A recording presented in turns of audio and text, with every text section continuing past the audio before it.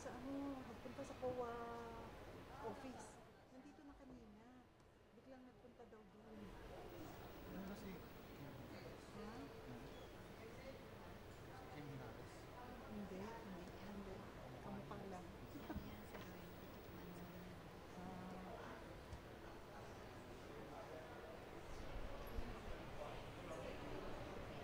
Pinaradyo na namin. Si ano.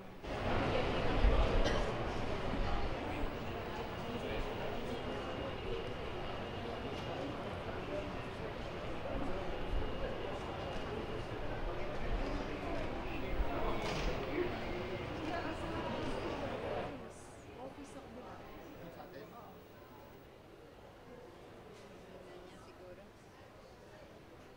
Konti tao. Nasa ano kasi,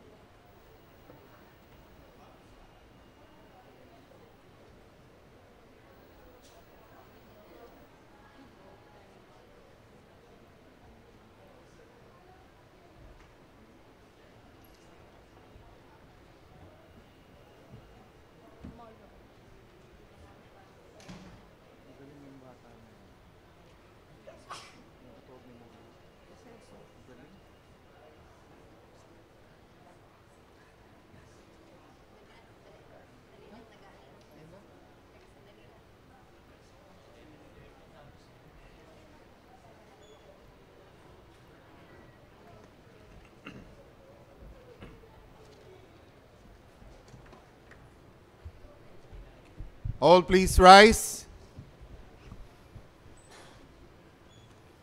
The Honorable, the Chief Justice and the Associate Justices of the Supreme Court of the Philippines. Hear ye, hear ye, hear ye. All persons having business before the Honorable Supreme Court of the Philippines shall give their attention, for the Court is now in session.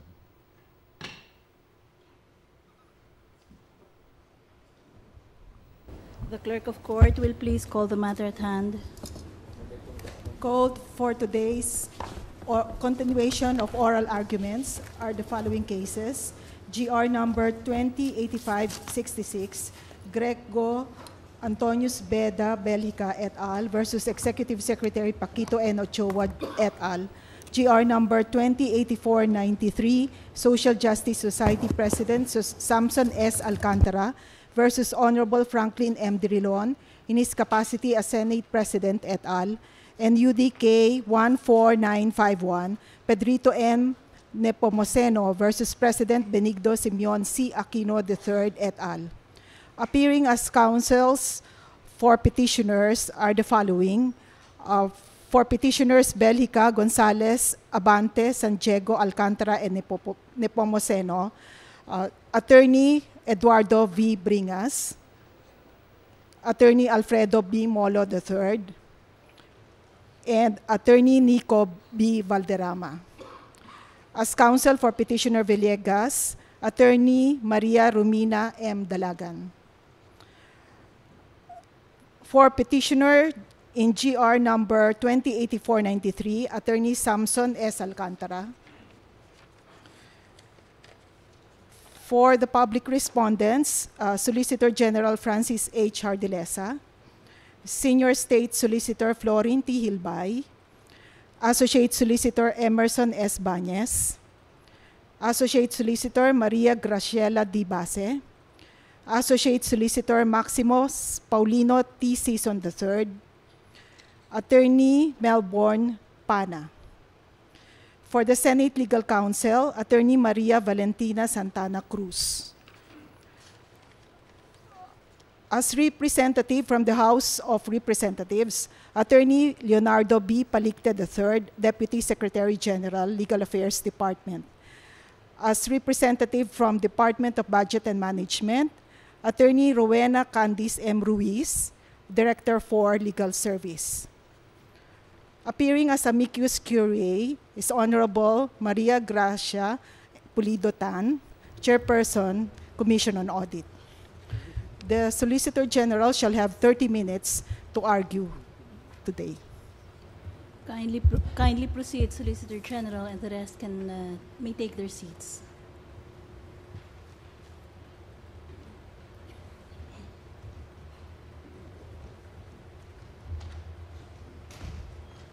Madam Chief Justice, Honorable Associate Justices, good afternoon, and may it please the Court. First, we would like to thank the Honorable Court for giving us the permission to supply you with our evidence packet. This is a short compilation of the relevant pages of the Pdaf provisions in issue and of the COA report. We will also be giving copies to the counsels for the petitioners. Your Honors, the various petitions before us today question the constitutionality of first, the Priority Development Assistance Fund, or the Pdaf, as contained in the GAA of 2013, the sufficiency of the delegation of authority to the President to use the Malampaya Fund under Section 8 of PD 910, and the President's Social Fund, or the PSF, under Section 12 of PD 1869 as amended. Your Honors, we will submit and hope to show to you that on the Pdaf, first, the text of the Pdaf provisions on their face are all constitutionally valid. We will walk you through our evidence packet, through the verbatim text of the 6 special provisions of the Pdaf, and show, as we walk you through, that none of the 6, suffer from any constitutional infirmity. We will do this to meet head-on the allegation of so-called facial unconstitutionality. Second, with your indulgence and your patience, we will walk you through relevant pages of the COA Special Audit Report.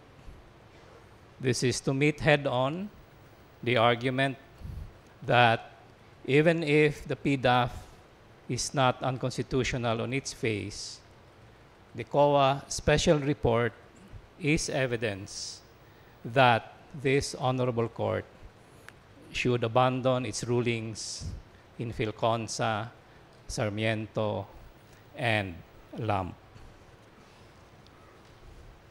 Your Honors, the audit findings of the COA have sparked understandable national outrage, which respondents fully share, over the implementation of the Pdaf, the most serious and the most scandalous of which is the COA finding, and I quote, denial by a number of suppliers and recipient beneficiaries, and even sponsoring legislators on their participation on the reported projects.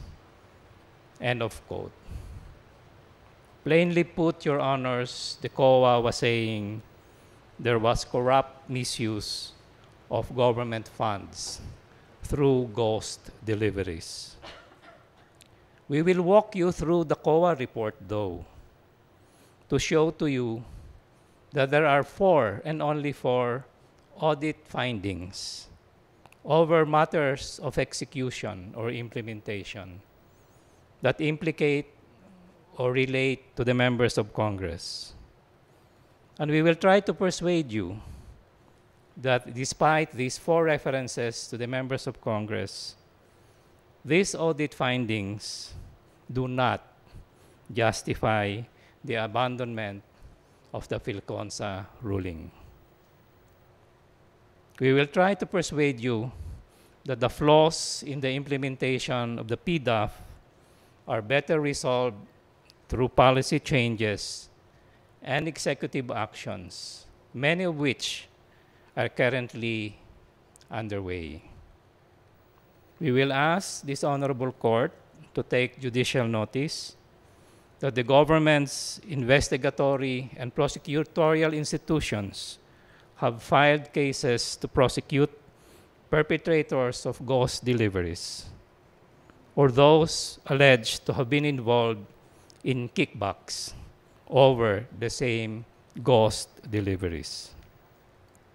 We will also ask Your Honors to take similar notice of the actions of the executive and the legislative branches to eliminate the Pdaf in the current and in the 2014 budget. We will then submit and we will show how existing laws validly delegate to the President the authority to use the Malampaya and the President's social fund. Finally, but certainly not the least, we will make one final appeal for a partial lifting of the TRRO. On behalf of more than 500,000 scholars and an equal number of indigent medical patients, we say, Your Honors, for all the sins that attended the implementation of Pdaf, there will be a time to punish the errant and the corrupt. But we will plead to you, time is not on the side of the patients, and time is not on the side of the scholars. We will appeal to the Honorable Court to give the benefit of the doubt to these innocent beneficiaries of the Pdaf. Permit me now, Your Honors, to go to our first topic, which is the constitutionality of the Pdaf. As we said, we propose to meet head-on allegations that the provisions of the Pdaf, as contained in the 2013 GAA, are unconstitutional on their face. With your permission, Your Honor, can I now shift to the respondent's evidence packet? On page 1, we reproduced actually a slide of the Honorable Chief Justice. It is also on the screen, Your Honors. It is the 1994 provisions on the CDF, which was upheld in fil-consa. You will notice how brief it is and how general it is, as noted in last Tuesday's arguments. With your permission, can we now go to page 2 of the evidence packet? It is a photocopy from the official gazette of the provisions of the 2013 Pdaf, Your Honors. It is on page 2, 3, 4, 5, and 6 of your evidence packet.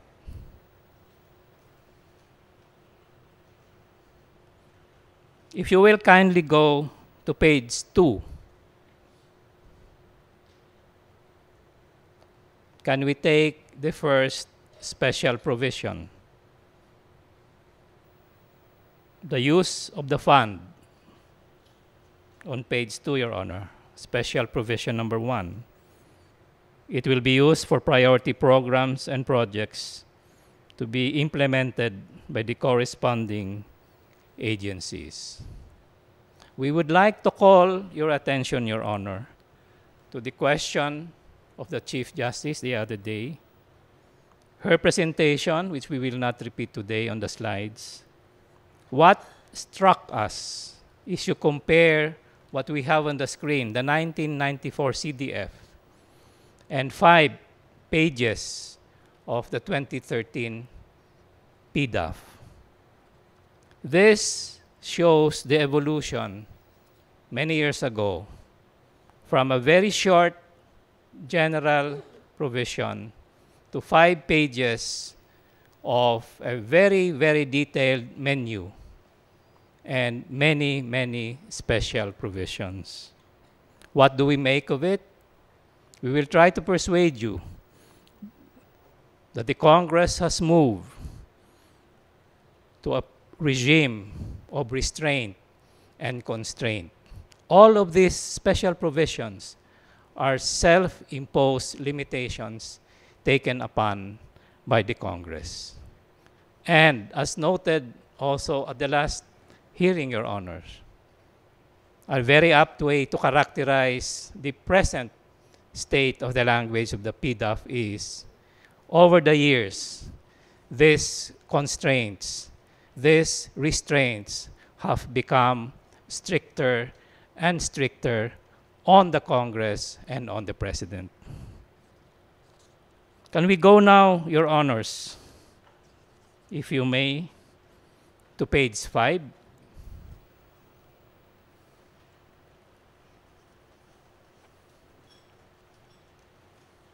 the page 5, number 2, the second special provision entitled Project Identification.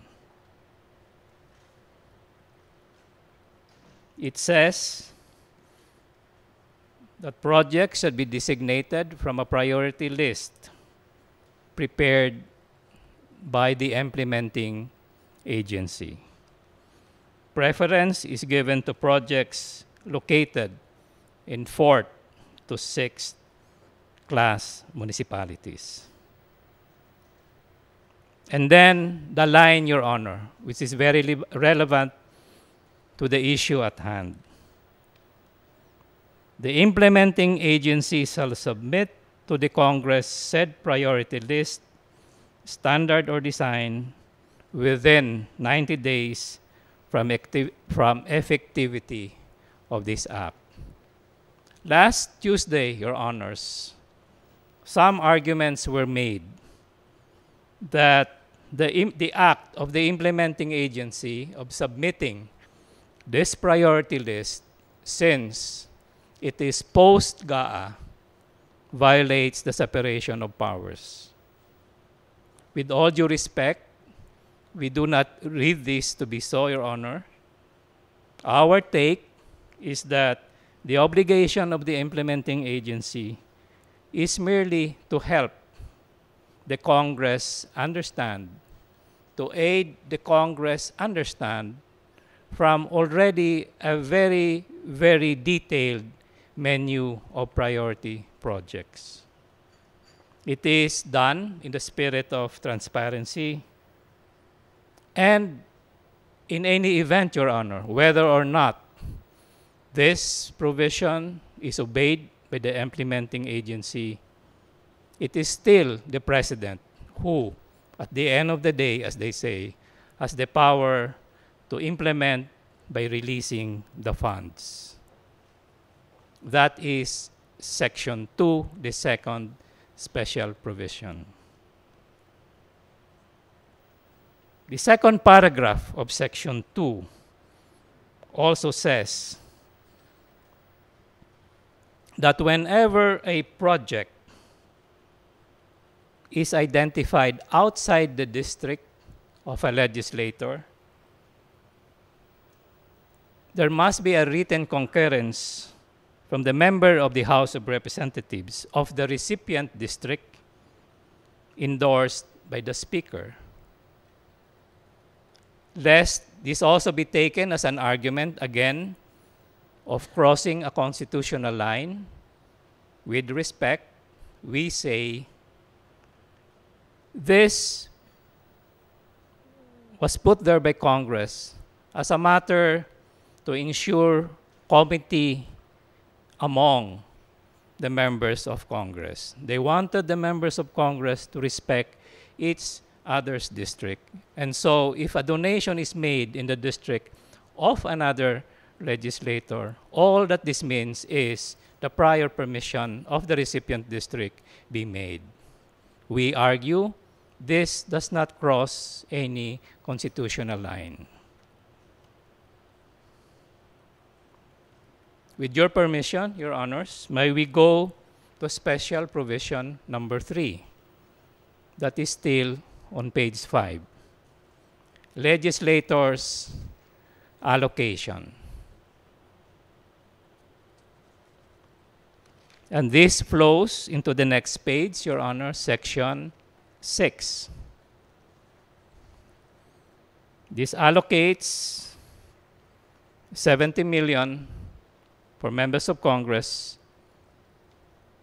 and 200 million for members of the Senate, split between the so-called soft and the hard projects. The argument is made that this allocation violates the right of the President to execute the budget or the right of the President to spend. Again, Your Honors, with respect, this issue was already decided in fil-consa. The allocation merely shows that the members of Congress can propose and identify within a maximum limit. It is again consistent with fil-consa. As much as Congress can propose and identify, at the end of the day, it is the President who, exercising his executive powers, and only the President can issue an order for the release of the funds. We say, Your Honor, again, no constitutional line is breached. Paragraph 2, Your Honor, still of Special Provision number 3, states that the release of the fund should be 50% during the first semester and another 50% for the second semester. Does this violate the prerogative of the President to release? Again, we say no, Your Honor. All it does is to have fiscal discipline among the members of Congress. We now go to Section 4, Your Honor. This was much discussed last Tuesday. If you look at Section 4, Your Honor, its title says Realignment of Funds. But we ask you to look at the provision clearly. Realignment of funds is a misnomer, because if you read the whole paragraph, it is not a realignment of funds, but it is a realignment of, on the third line, one project scope to another within the allotment received.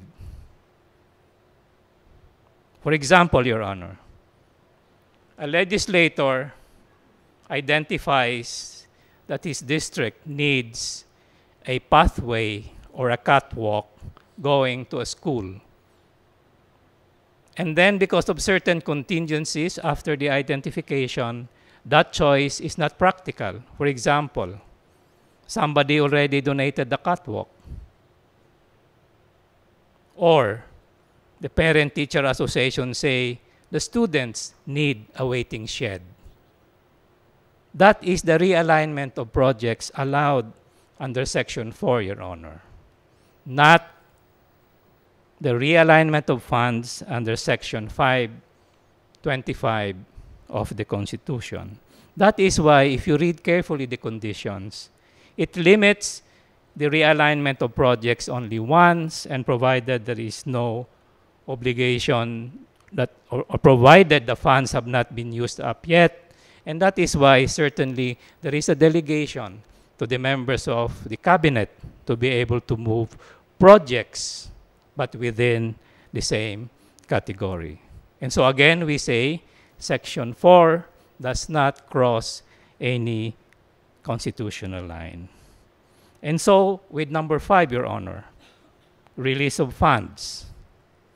The argument is made that because there is a request and the request comes from the House, then therefore, again, the powers of the presidency are curtailed.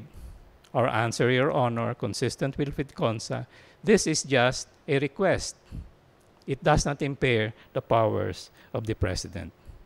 The 6th special provision, Your Honor, is about posting requirement.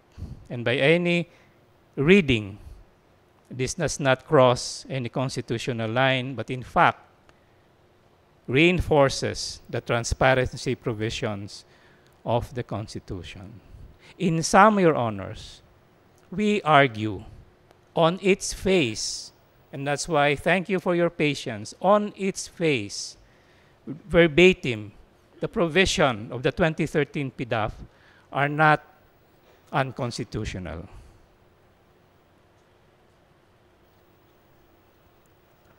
We will now go, Your Honor, briefly to the COA report Because the other argument is made that even if on its face the provisions of Pdaf are constitutional, the COA report constitutes evidence that should prompt this court to abandon or re-examine fil-consa.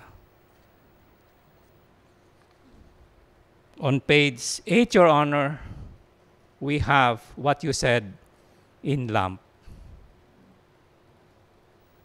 To paraphrase, Your Honor, what you said on page 8, we summarize it on page 9. You reminded us only last year that you may re-examine lump and fil-consa if there is convincing proof that there are direct releases by the DBM of funds to the members of Congress for the members of Congress to spend at their sole discretion. And you warned us that you may change your mind if there is pertinent evidence of illegal misuse of Pdaf in the form of kickbacks that have become a common exercise of unscrupulous members of Congress. Your Honors, we direct your attention to page 10. There are only 4 instances where the COA report implicates members of Congress. The first one is on page 10, bullet number 2, Your Honor. It says, NGOs were selected on the basis alone of the purported endorsement of sponsoring legislators and not through public bidding as required under GPB Resolution 12-2007. Our reply, Your Honor, is that yes, it may be true members of Congress make endorsements, but the endorsements fall squarely under the fil-consa framework, allowing members to recommend. Whatever weight the implementing agencies give to these endorsements, legally, the implementing agencies are accountable for agency funds.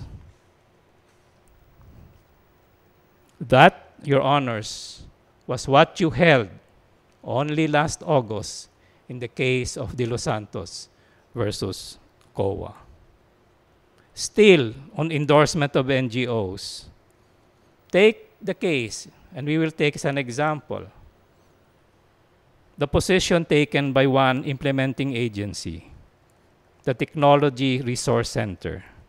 Can you look at page 11, Your Honors?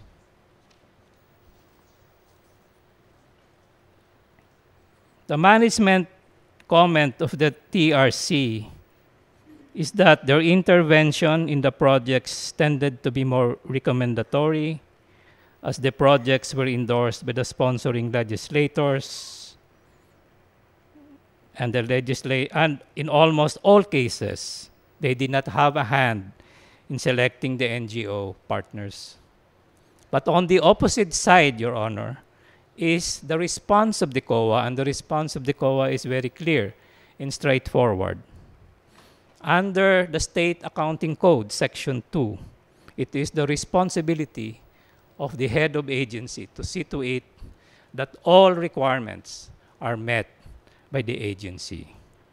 As Your Honors noted, last Tuesday there is GPPB Resolution 12-2007.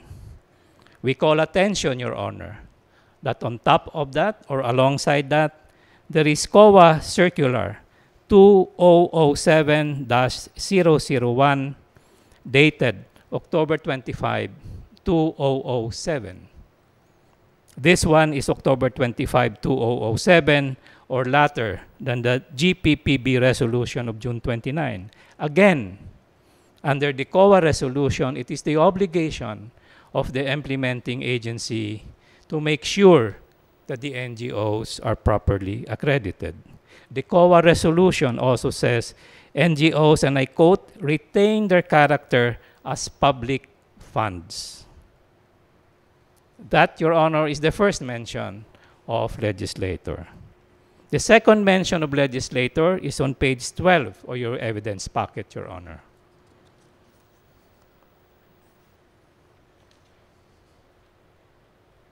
At this seventh bullet point, which we underlined, Your Honor, 6 NGOs were incorporated by legislators themselves or their relatives. 6 legislators. Our response is the same, Your Honor. Legally, the obligation to make sure that NGOs are properly selected belongs to the implementing agency.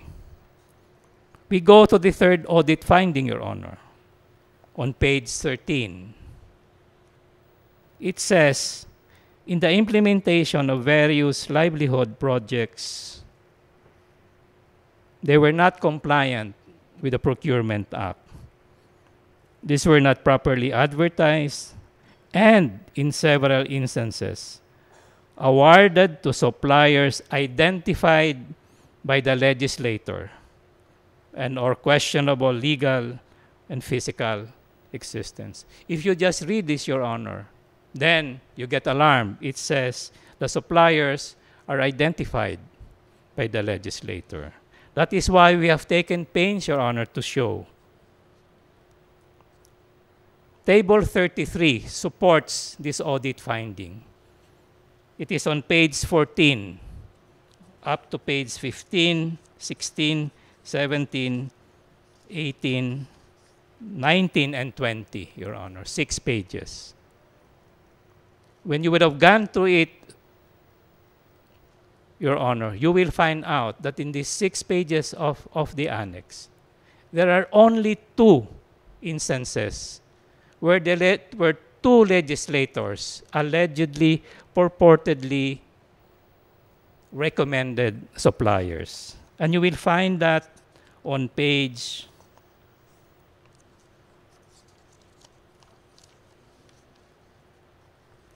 17, Your Honor.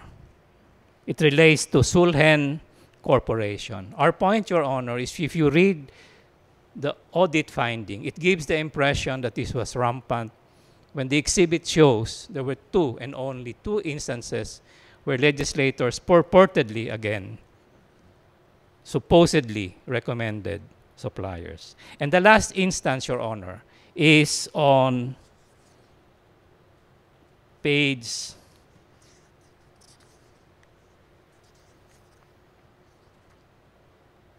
23, Your Honor. Exhibit 68. There are findings that 5 legislators, somehow their congressional district offices, purportedly used Pdaf funds.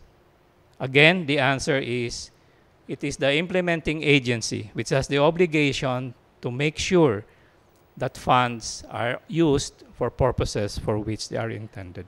Our point, Your Honors, the COA report does not rise to the level of evidence that per your standards in LAMP should call for a re-examination lest an abandonment of fil-consa. I have barely a minute to go, Your Honor. And with your kind permissions, I will skip our arguments on Malampaya and PSF and will gladly answer questions. Because I would like to spend the last minute to go back to my appeal for the partial lifting of the TRRO. Your Honors, the COA audit report does not in any part show any irregularity in the grant of scholarships, does not show any irregularity in the grant of support for indigent patients.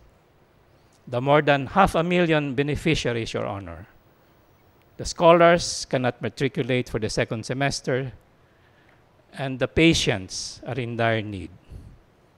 It has been argued that perhaps the Congress can make a supplemental budget. Your Honors, it is not as simple as that. A supplemental budget cannot be made legally if there is already an appropriation in place, which is the Pdaf. And since it is under a TRRO, there is grave question on whether making a supplemental budget may in fact violate the TRRO. And equally important, Your Honors, is the time element. It will take so much time to pass a supplemental budget. And it is already October, Your Honor. As a final word, we repeat again, for all the sins committed in the implementation of the Pdaf, for all of those who misused and corrupted the Pdaf, the errant and the corrupt must be and will be punished. We appeal on behalf of the 500,000 scholars and the 500,000 recipients, indigent recipients of medical aid. Your Honors, they were not a party to any misuse, and they were not a party, and they are not a party to any corruption. We plead on their behalf. Please give them the benefit of the doubt. Thank you, Your Honors.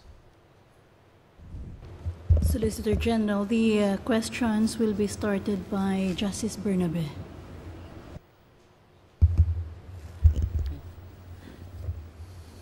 Thank you, Chief. Good afternoon. Good afternoon, Madam. Solicitor. We directed you to bring representatives from the DBM and Congress. So if you think that the representatives from these agencies would be more competent to answer the questions, feel free to ask them to approach the stand. Yes, ma'am. Now, Solicitor, can you detail to us the participation of individual legislators in the Pdaf system before the GAA is passed? Before the GAA is passed, Your Honor, the legislators will act on the basis of the NEP, or the National Expenditure Program, which is received from the executive, Your Honor. And in the passing of the provision, the legislators will certainly have to vote for it. And I believe, Your Honor, the question is, after the GAA is passed, what would be the role? I will go to that. Are you done with the first Yes, Your Honor. Question? Now, could you explain to us the participation of individual legislators after the GAA is passed? After the GAA is passed, Your Honor, the individual legislators will write, for example, if in the House to the Speaker and if in the Senate to the Senate President, that this is the proposed identification of the projects that they wish to avail of. And that letter or proposal, when approved by the chairman of the Appropriations Committee in the House or the Senate Finance Committee, will be passed on to the DBM, Your Honor. And for the realignment of the project, what is the participation of the individual legislator? In case of a realignment of a project, the legislator will follow the same procedure, will again go to the appropriate committee, have it approved, and then have it approved by the Speaker or the Senate President, as the case may be, and that will be forwarded to the DBM, Your Honor. Now, without the individual legislator's identification of the project, can the Pdaf of the legislator be utilized? No, Your Honor. It cannot. It cannot. So, meaning you should have the identification of the project by the individual legislator. Yes, Your Honor. Okay. And is this part of the legislative process? Is this an act of appropriation? The act of appropriation, Your Honor, is the act of the whole Congress to appropriate or set aside an amount of money for the Pdaf. And part of the terms of the Pdaf, as allowed in fil-consa, is to allow the individual legislators to identify post-GAA the specific projects, Your Honor. In short, the act of identification is mandatory. Yes, Your Honor, in the sense that if it is not done, then there is no identification. Now, when the individual legislators identify a particular project, can the implementing agency reject the identification made by the individual legislator? Yes, Your Honor. Now, were there instances in the past that projects were rejected by the implementing agencies? Yes, Your Honor. How many of them? I would not know, but there will be two levels, Your Honor. At the DBM, if, for example, the project is not part of the menu, the DBM will politely call the office of the Speaker or the Senate President that the project is outside of the menu. Okay. So these are just special circumstances. Well, I would not know the frequency, Your Honor, but it happens. Now, would you know of specific instances when a project was implemented without the identification by the individual legislator? I do not know, Your Honor. I do not think so, but I have no specific examples. I would doubt very much, Your Honor, because to implement, there will need to be a TRRO and an NCA. And the TRRO and the NCA are triggered by an identification from the legislator. Now, please go over the first paragraph of Special Provision 4 of the 2013 GAA. Now, can you explain to us, based on that provision, the participation of individual legislators in the process of realignment of the project? Under Section 4, Your Honor, after a legislator has made an initial identification, there may arise contingencies or special circumstances which will prompt the legislator to realize that the original project cannot be done anymore, in which case the legislator will have to make, in effect, an application, in effect, an identification of a substitute project, but under 4, Your Honor, under the same category. Now, please go over the second paragraph of the same provision. Based on that provision, can you explain to us the participation of the House Committee on Appropriations and Senate Committee on Finance in the process of realignment or modification or revision of the project? In case the legislator realizes, Your Honor, that there is a need to substitute a new project, the legislator has to go back to the committee of the particular House to inform the committee and later the Speaker or the Senate President, as the case may be, because it is like a substitute application, Your Honor. Now, how about Special Provision 5 of the same GAA? What is the participation of the House Committee on Appropriations and Senate Committee on Finance? On Section 5, Your Honor, the member of Congress, when it makes an identification before sending it to the DBM, must make sure that all the documents are submitted in accord with Special Provision 1, that it is within the menu, that there is an identification of the proposed implementing agency, and it needs to be favorably endorsed by the committee of the House of the Senate and of the Speaker or the Senate President as a housekeeping matter, Your Honor, because the two houses keep tab of the identifications proposed by their members. Now, would you know of specific instances when Pdaf funds have been realigned or released I understand it's very common, Your Honor. without the concurrence of the House Committee?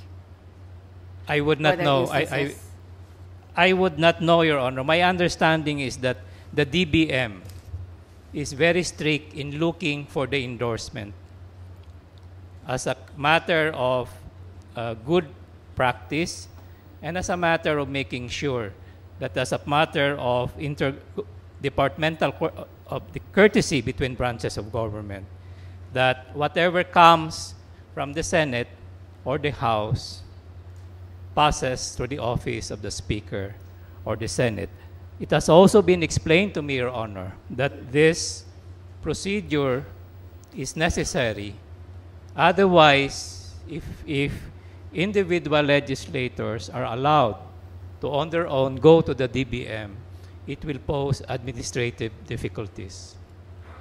Now, under the 2013 GAA, the processes of realignment and release of funds are post-GAA and by their nature properly belong to the implementation phase of the law. Now, in the case of Abacada versus Purissima, the court stated, and I quote, "From the moment the law becomes effective, any provision of law that empowers Congress or any of its members to play any role in the implementation or enforcement of the law violates the principle of separation of powers and is thus unconstitutional." Now, Counsel, in view of the special provisions you just mentioned, which give legislators a role in the identification of projects, in the realignment of projects, and in the release of funds, which are clearly all after the GAA is passed, do you think that these legislators have not encroached into the domain of the executive? We believe so, Your Honor. We distinguish Abacada from fil-consa. In Abacada, what was involved was the power of the Congress to approve or disapprove implementing rules and regulations done, crafted by the administrative agency as the implementing agency, Your Honor. And clearly, in such case, the power of the Congress has stopped because the Congress, under administrative law, has already set forth the policy of the law. The Congress has even set forth the standards. And clearly, under constitutional and administrative law, there is a line. The administrative agency now crafts the implementing rules and regulation as an administrative agency, following the policy set down by the Congress and following the standards set down by the Congress. And therefore, that, Your Honor, is the rule of Abacada. Well, And I know, Counsel, that they have different factual circumstances, but you have this principle laid down in Abacada, which is very clear. Now, in that case, the court also remarked that any post-enactment congressional measure should be limited to scrutiny and investigation, and that any action or step beyond that will undermine the separation of powers guaranteed by the Constitution. Can I respond, Your Honor? Yes, yes, thank you. The rule in fil-consa, Your Honor, is different, is almost sui generis. And that is why we left the CDF provision. If you look at the CDF provision, Your Honor, as I said, it's very general, it's very open-ended, and definitely, Your Honor, it is not self-executing. There is no line provision saying who gets what. And if it was the intent that absolutely no post-GAA act will be allowed, then the ruling of fil-consa should have been this provision is unconstitutional. Because on its face, it is non-self-implementing. It cannot be implemented, Your Honor. That is why our reading of fil-consa is, fil-consa said, this is okay. Post-GAA, you may identify and propose. And it is almost one of a kind, Your Honor. Okay. Fil-consa, the fil-consa ruling applies to the 1994 GAA, correct? Yes, Your Honor. And the present petitions cover the 2013 and all other appropriation laws containing Pdaf. Yes, Your Honor. Now, in the fil-consa ruling, the court, would you agree that the court did not examine the specific provisions of the GAA? And in fact, there was no ruling to that effect. Well, we respectfully disagree, Your Honor. Our reading of fil-consa is they passed over this provision, which is, as we say, so open-ended, and I stress again, on its face, non-self-executory. And that is why we read fil-consa to make an exception to the abacada rule, Your Honor. Because how else can a provision like this be implemented unless, as fil-consa said, there is a power to propose and identify, but there is no identification, Your Honor, in the 94 CDF. That's why we say by implication, by necessary implication, fil-consa gave the Congress the power to post-GAA identify. And that has been the rule ever since, Your Honor. And we can understand if the court now takes a different view. A view can be taken that it must be specified. But that view is going to be said for the first time, Your Honor. All we're saying is 3 times the Congress has been following fil-consa. That is why up to 2013, again, the provision is not self-implementing. No provision, no line by line, and that is why all identification is made post-GAA. Okay, but under the fil-consa ruling, the act was referred to as recommendatory, but you said earlier that the act of identification is mandatory. So will the fil-consa apply, considering that the act of identification, you said, is an act of appropriation, and it is of mandatory tenor? What we mean by mandatory, Your Honor, is we were replying to a question, how can a legislator make sure that he is able to get Pdaf funds? It is mandatory in the sense that he must identify. In that sense, Your Honor. Otherwise, if he does not identify, he cannot avail of the Pdaf funds, and his district would not be able to have Pdaf funds. Only in that sense, Your Honor. Would you agree that it is mandatory in nature because it is a legislative act? It is an aspect of appropriation. There is an appropriation, Your Honor, because so much is set aside from the public monies. Only in that sense, Your Honor. And that's why it cannot be recommendatory. It should be mandatory because it is a legislative act. What we understand, Your Honor, recommendatory pertains to the act of the congressman or the senator to name, to identify the particular project out of the menu, Your Honor. Now, in the present cases, well, would you agree also that in the fil-consa ruling, the effects of the participation of the legislators in the release of funds were not even discussed? They were discussed, Your Honor, in the most substantial part, which is how do you implement the 1994 Pdaf unless you allow the legislator to post-GAA have the privilege to recommend and identify. So that, to us, Your Honor, is the most important substantive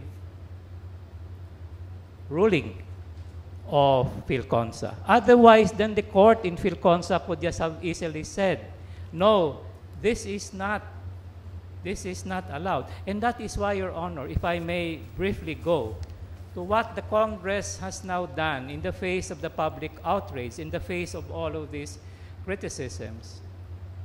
On second reading, before it adjourned, the Congress abolished Pdaf. Because of these questions, Your Honor. And what did they do? They allocated now a substantial part of the monies direct to 5 line agencies. Money for infrastructure is given direct to the DPWH. That's on second reading, Your Honor. When the House of Representatives reconvenes after the break, they will, on third reading, now entertain proposals from their members to identify line by line particular projects. Why? Because they're listening to the outrage of the people. Because after 17 years, after 3 decisions of this court, they are now told that maybe this court will rule or will say that the better way to go is to identify it line by line as line items. And they have done that, and they're doing it, Your Honor. And there will be no room and no role for NGOs under that system. All we are saying is, but if you go back to fil-consa, fil-consa allowed post-GAA proposal and identification. Okay, the fil-consa ruling was very limited in scope. Would that preclude the court from conducting a holistic examination of the specific provisions of the 2013 GAA and the entire pork barrel system as a whole? We again, Your Honor, we beg to have a different view about the characterization. We think fil-consa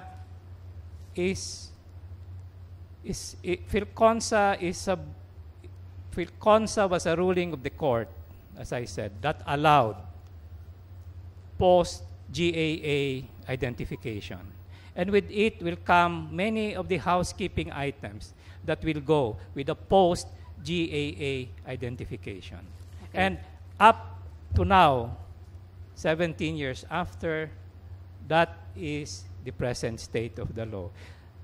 The House completely understands, Your Honor. Had they been told as early as fil-consa that the way to go constitutionally is line by line, then there is no doubt they would have followed, Your Honor. That is why I repeat, now that there is so much outrage, now that there is so much criticism, on second reading, they are already changing the system. Maybe in anticipation that there will be a different rule. But all we're saying is up to fil-consa. In fact, Your Honor, up to LAMP, which was only last year. The reading is post-GAA identification recommendation is constitutionally all right. Okay, of course, LAMP was dismissed for insufficiency of evidence. And again, Your Honor, our response to that is there is insufficient evidence. Number one, there was no evidence that money was directly disbursed to the legislators. And we say, as we noted, the COA report, nowhere does it say that money was released in 2007 to 2009. Never said that money was released to the legislators. In fact, the Honorable Madam Chairman of the COA confirmed last Tuesday, money is not released under the report. Money is never released to the legislator. It is released to the implementing agency. The implementing agency has a choice. It implements, or under allowable GPPB or COA circulars, it may allow a partner in the person of an NGO, again, under the circulars, under very, very strict circumstances, Your Honor. But you cannot deny that there is a misuse of public funds.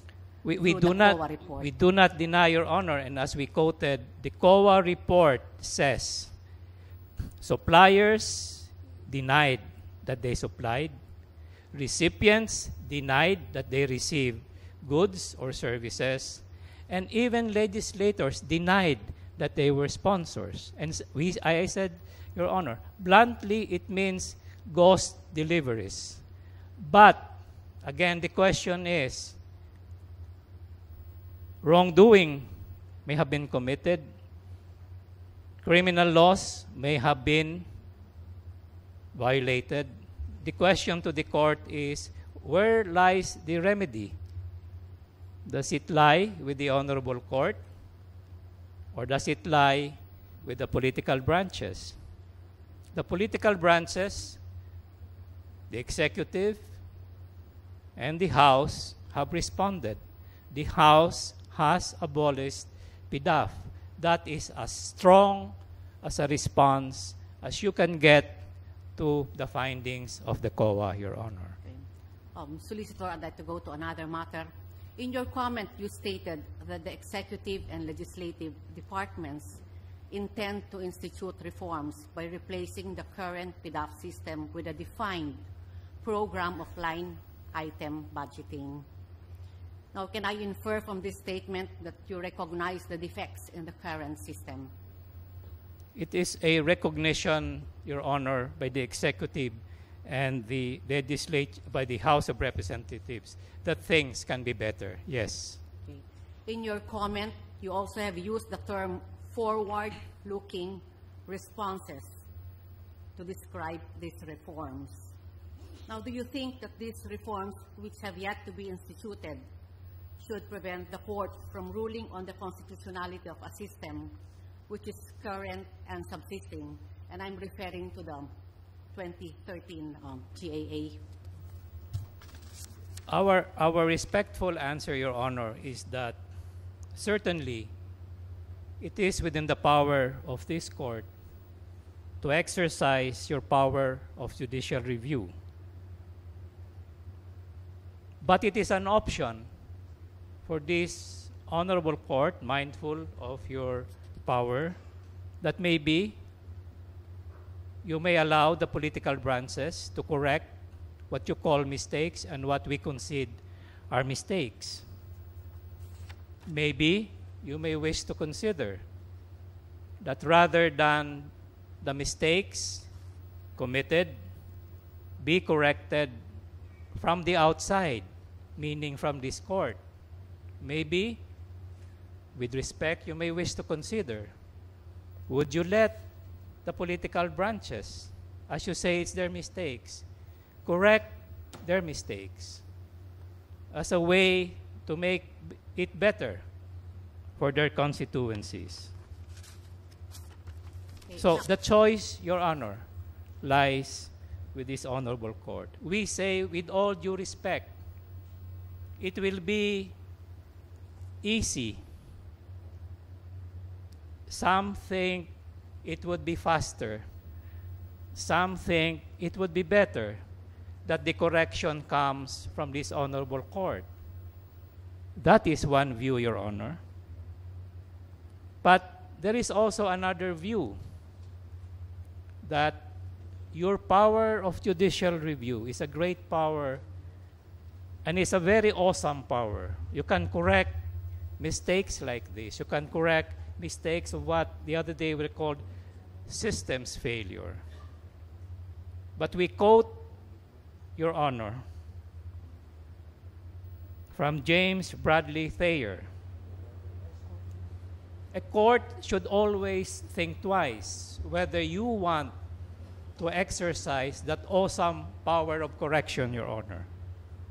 because, and I quote, if you do, you prevent the political branches from correcting from within. And I'm saying they are already doing the corrections. Because if you do the correcting from the outside, and these are not my words, Your Honor, these are the words of Professor Thayer. He made these remarks at the end of the century. If you do the correction, we know you have the power to correct. If you do, Your Honor, and I quote, it might dwarf the political capacity of the people and deaden their sense of moral responsibility. Again, I quote, Your Honor, if you do the correction yourself, you may dwarf the political capacity of the people and deaden its sense of moral responsibility, end of quote. And this is happening, Your Honor. Why is the House responding? Because of the moral outrage of the people. The political capacity of the people has been underestimated, and they have made their voice very clear. The House has responded, Your Honor. And of course, with respect, the choice is with this honorable court. Now, going back to your proposed program of line item budgeting, can you briefly explain to us how the system changes the current Pdaf system under the 2013 JAA and the previous JAAs? Then after that, explain to us how will this change, using the language in your comment, respond to the problem of abuse of discretion in the use of pork barrel funds? Yes, Your Honor, we will do that.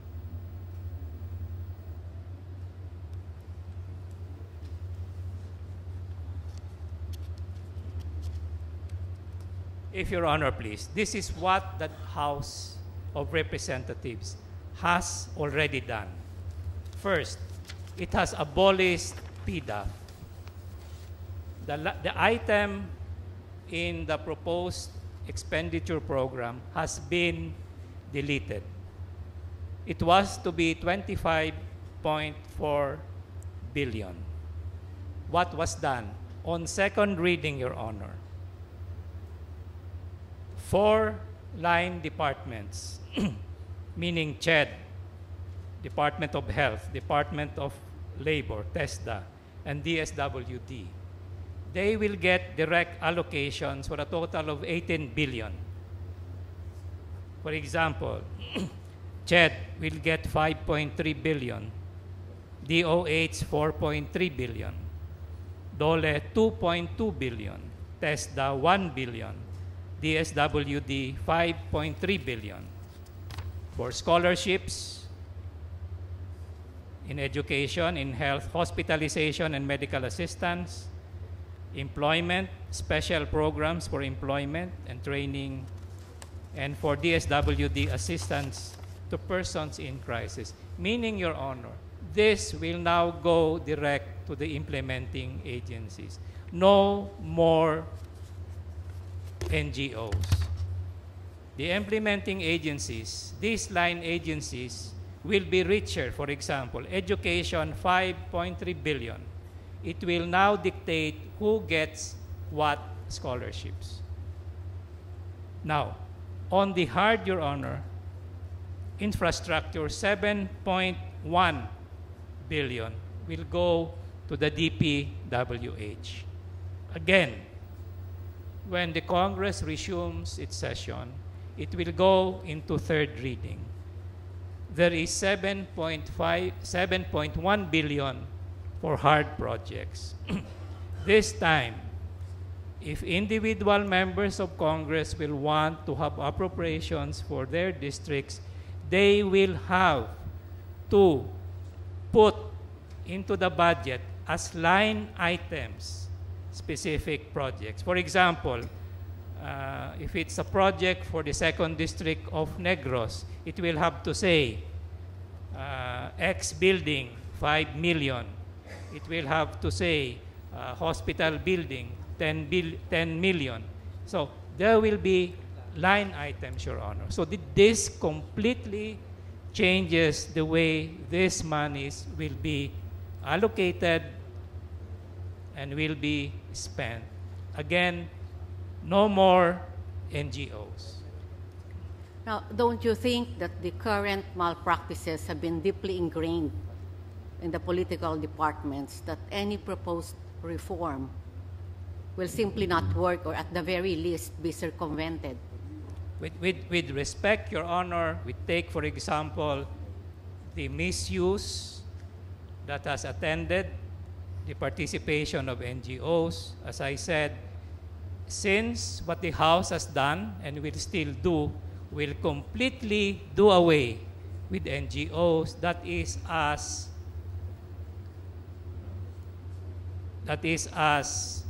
broad as the change would be, Your Honor. Okay, now, let us now proceed to the presidential pork barrel, particularly the Malampaya funds. Now, the point of contention here is the clause in Section 8 of PD 910, which states, for such other purposes as may be hereafter directed by the President.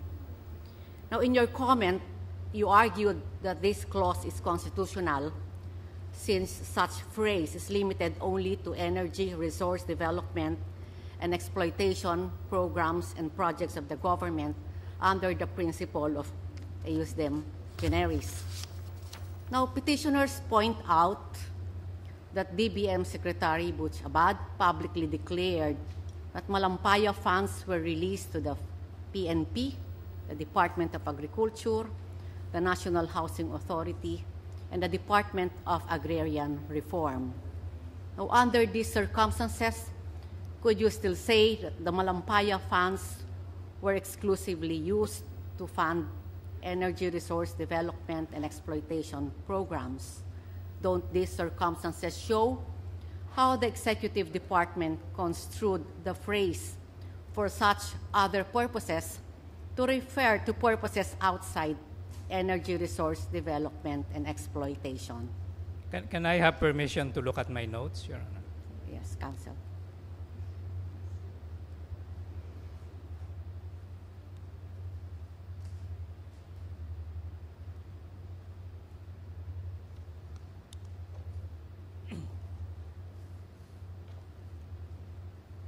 I have here a list, Your Honor, which came from the DBM.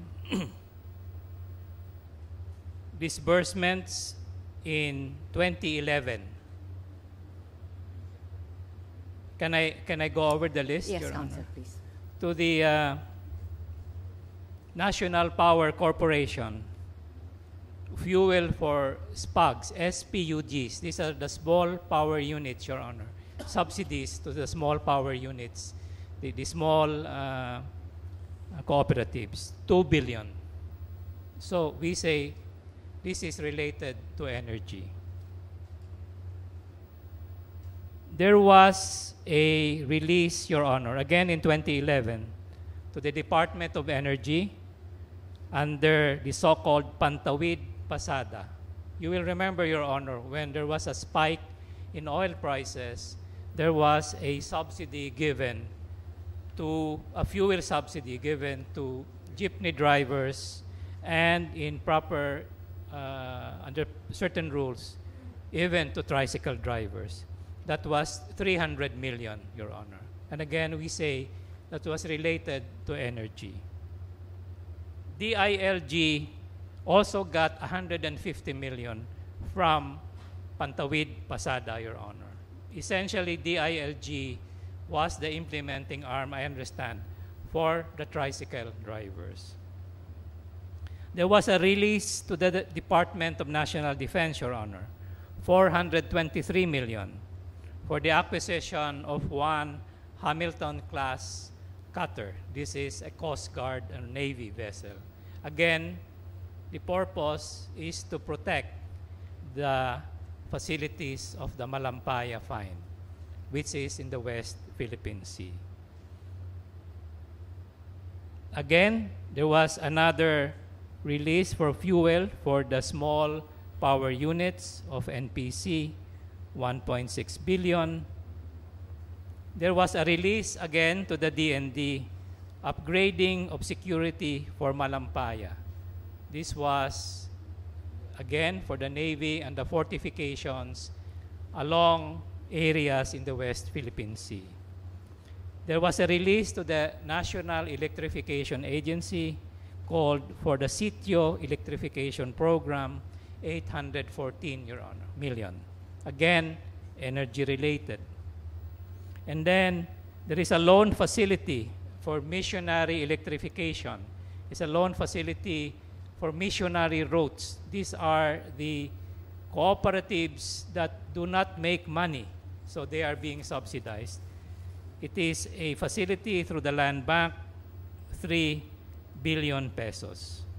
In 2012, Your Honor, again, national electrification for sitio electrification, 1 billion, and to the national defense, another vessel, a weather high endurance vessel for the Philippine Coast Guard, 880 million. So, Your Honor, for 2011 and 2012, these were all the disbursements, and they are related to energy, exploration, or securing the site of the Malampaya find, Your Honor. Okay. In short, this administration has not released any portion of the Malampaya funds for any other purpose other than energy resource development. That is correct, Your Honor.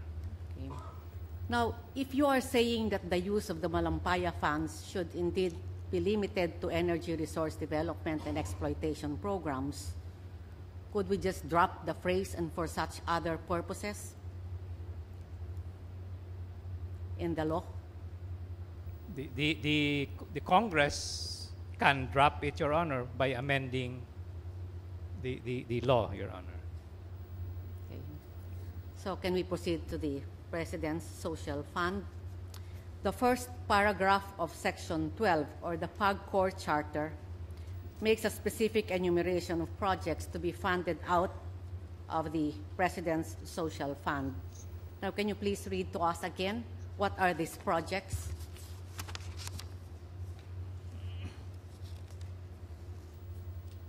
Your Honor, the application of the President's Social Fund, at least during the term of the present administration, was limited to special financial assistance to dependents and members of the AFP and the PNP who were killed or wounded in military and police No, operations. Counsel, I'm referring to the PAG-CORE Charter. Can you please read the enumerations for infrastructure and social-civic projects? It reads, Your Honor, and in fact, it is page 25. It is page 25 of the evidence packet that we gave the court. Allocated to fund and finance infrastructure and or socio-civic projects throughout the Philippines as may be directed and authorized by the office of the President of the Philippines, Your Honor. Okay. And these are the flood control, sewerage and sewage, nutritional control. No, Your Honor. The flood control, sewerage and sewage, nutritional control, if you note, Your Honor, these are limited to projects within Metro Manila.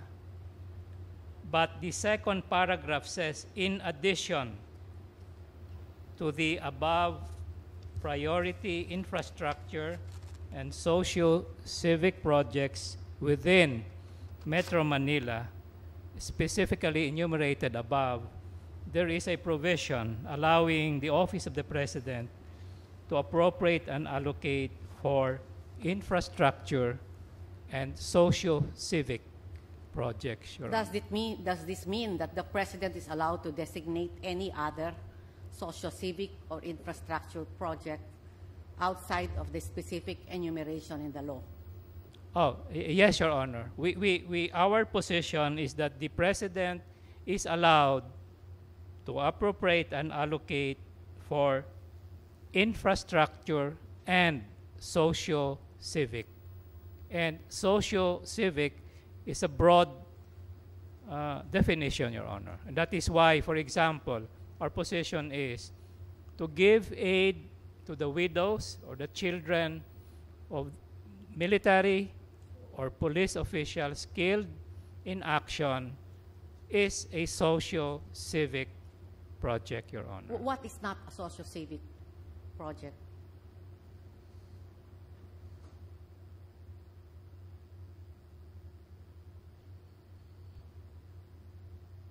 Well,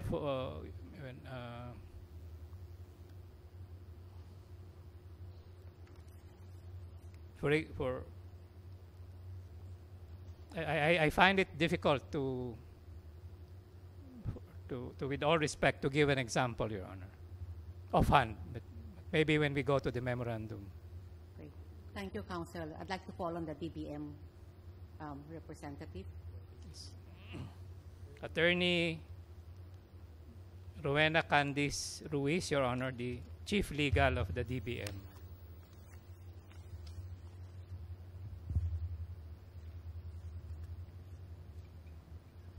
Good afternoon, Your Honor. Okay, good afternoon. I'd like you to give a walkthrough of the budgetary process.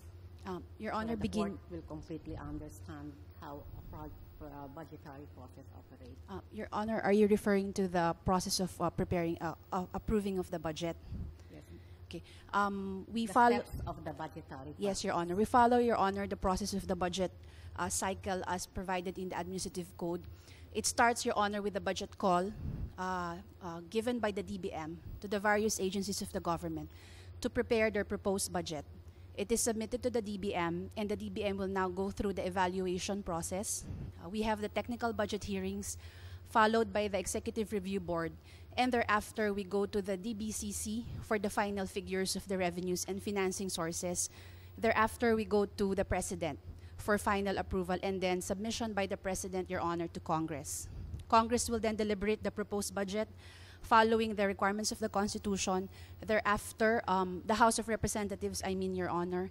Thereafter, the Senate will then propose and concur with amendments. In most cases, there are what we call the bicameral conference committee to harmonize certain provisions that are conflicting with the lower house and the upper house.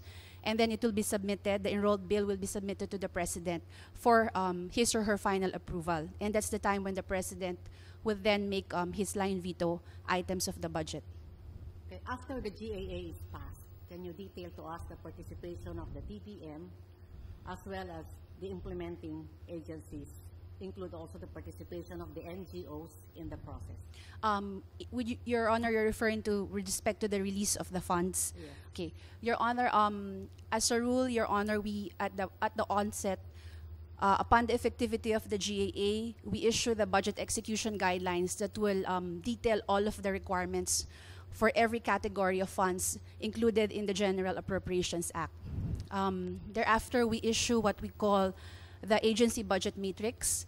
This cover most of the mandatory and the usual expenses of the agencies, so that at the outset they are already authorized to obligate. For those items, Your Honor, that require certain conditions as provided in the General Appropriations Act, the agencies will have to submit a special budget request.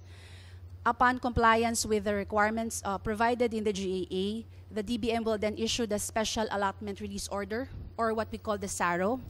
This is the equivalent of the agency budget matrix, Your Honor. But in this case, this covers only those with conditions. Is the notice of allocation issued simultaneously with the SARO? No, Your Honor. Because the SARO, Your Honor, is only... It comes after. The SARO, Your Honor, is only the go signal for the agencies to obligate or to enter into commitments. The NCA, Your Honor, is already the go signal to the Treasury for us to be able to pay or to liquidate the amounts obligated in the SARO. So it comes after. The NCA is usually covered by an ANCAI, or an advice of notice of cash allocation issued to the agency, so that they are forthwith informed of the NCA that has been released to the agency. And this would the NCA, Your Honor, is the go signal for the MDS, for the authorized government disbursing banks to therefore pay the payees depending on the projects or the projects covered by the TRRO and NCA.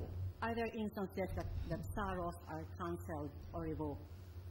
Your Honor, I would like to instead submit that there are instances, Your Honor, that the TRROs issued are withdrawn by the DBM, Your Honor.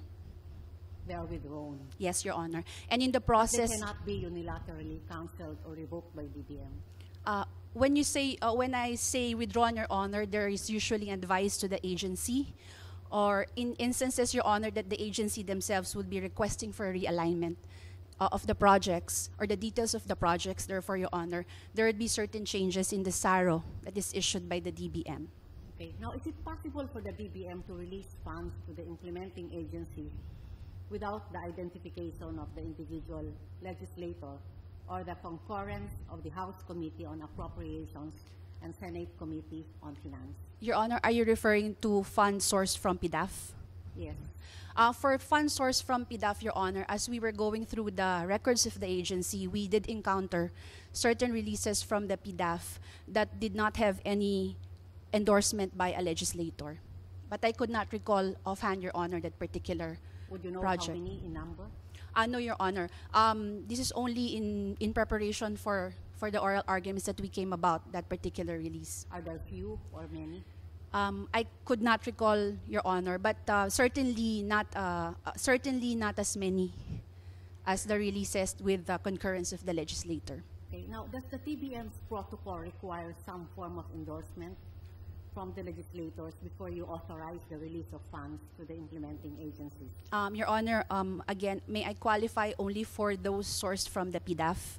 Yes, it is. Your Honor, for those sourced from the Pdaf, as provided in the special provision, the legislator would propose together with the endorsements, and thereafter the endorsement, if I may be allowed, Your Honor, to go through the process, will then be referred to the bureau concerned, handling the particular agency coverage depending on the implementing agency for the Pdaf releases.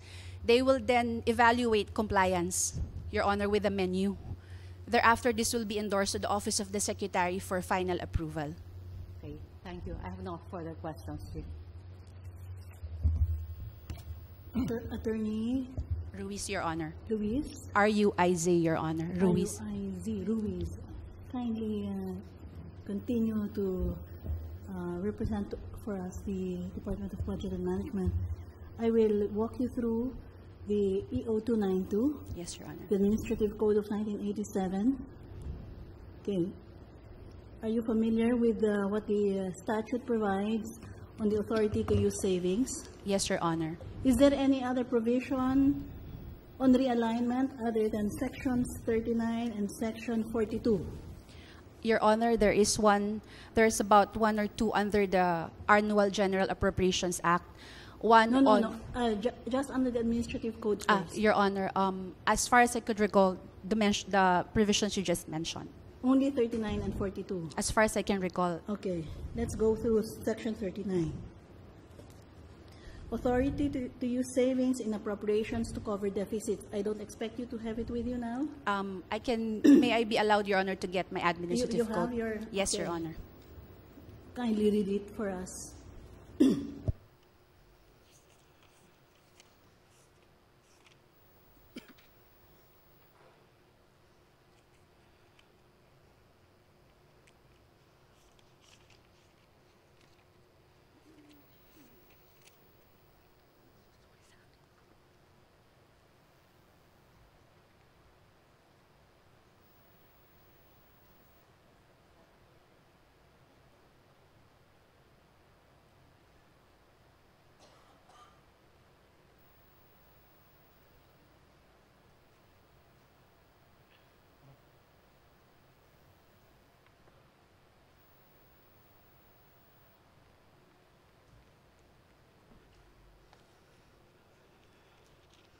My apologies, Your Honor.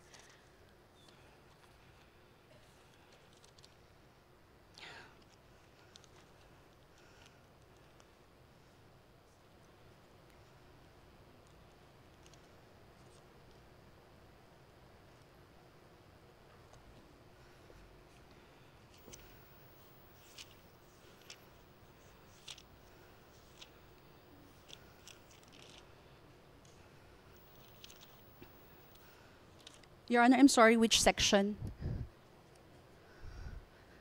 Which section, Your Honor? 39. Section 39.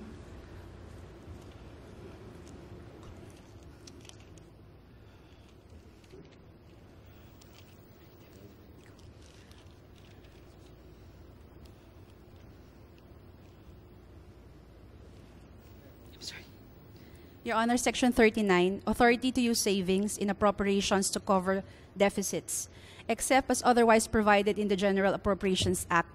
Any savings in the regular appropriations authorized in the General Appropriations Act for the programs and projects of any department, office, or agency may, with the approval of the President, be used to cover a deficit in other item of the regular appropriations, provided that the creation of new positions or increase of salaries shall not be allowed to be funded from budgetary savings except when specifically authorized by law. Provided further... That's sufficient for us. Section 42, please. Section 42, adjustment of appropriations for reorganization. When under authority of law, a function or an activity is transferred or assigned from one agency to another, the balances of appropriations which are determined by the head of such department to be available and necessary to finance or discharge the function or activity so transferred or assigned may, with the approval of the President, be transferred to and be made available for use by the agency to which said function or activity is transferred or assigned for the purpose for which said funds were originally available. Balances so transferred shall be credited to any applicable existing appropriation account or to new appropriation accounts which are hereby authorized to be established and shall be merged with any fund already in the applicable existing or newly established appropriation account or accounts and thereafter accounted for as one fund. Okay, that's enough. Okay. Kindly read for us Article 6, Section 5.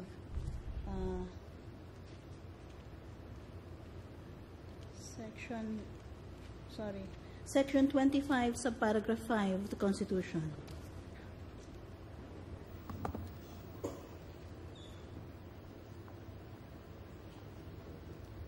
Your Honor, Article 6, Section 25, subparagraph 5. No law shall be passed authorizing any transfer of appropriations. However, the President of the Senate, the Speaker of the House of Representatives, the Chief Justice of the Supreme Court, and the heads of the constitutional commissions may, by law, be authorized to augment any item in the General Appropriations Law for the respective offices from savings in other items of the respective appropriations. Now, our Section 42, the implementing provisions. What is that? Our sections 39 and 42, therefore, the statutory response, the enabling law that is described in subparagraph 5. Your Honor, I respectfully submit that this, together with the provisions in the annual GAA. May the GAA add provisions authorizing the realignment from the authority in the Constitution? Augmentation of any item in the GAA. Your Honor, I respectfully submit that the GAA may add for as long certain items for as long as it is consistent with the Constitution on the power of those authorized to augment items in the GAA. So you have no problem with sections 39 and 42? You believe they are fully compliant with the constitutional provision of 25.5? May I go over it again once more, Yes, Your Honor, to be please. certain?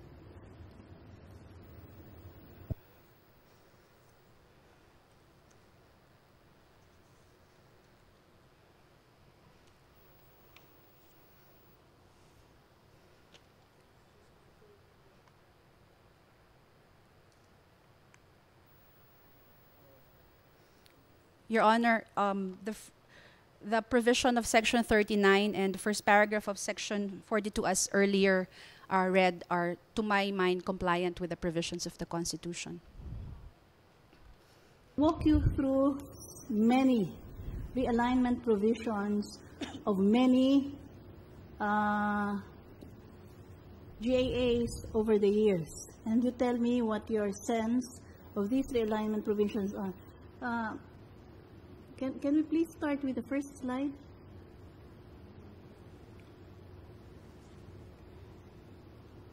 Okay, I will start by reading the slide for you.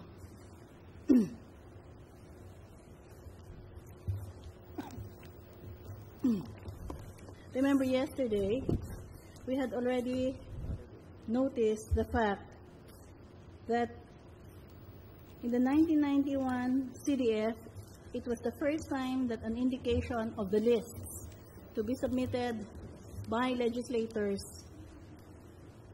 was found in the GAA. You remember that? You were Yes. here yesterday. Yes, Your Honor. Okay, now I give you, I draw your attention to the 1990 GAA General Provision, number 58. Can that come out now?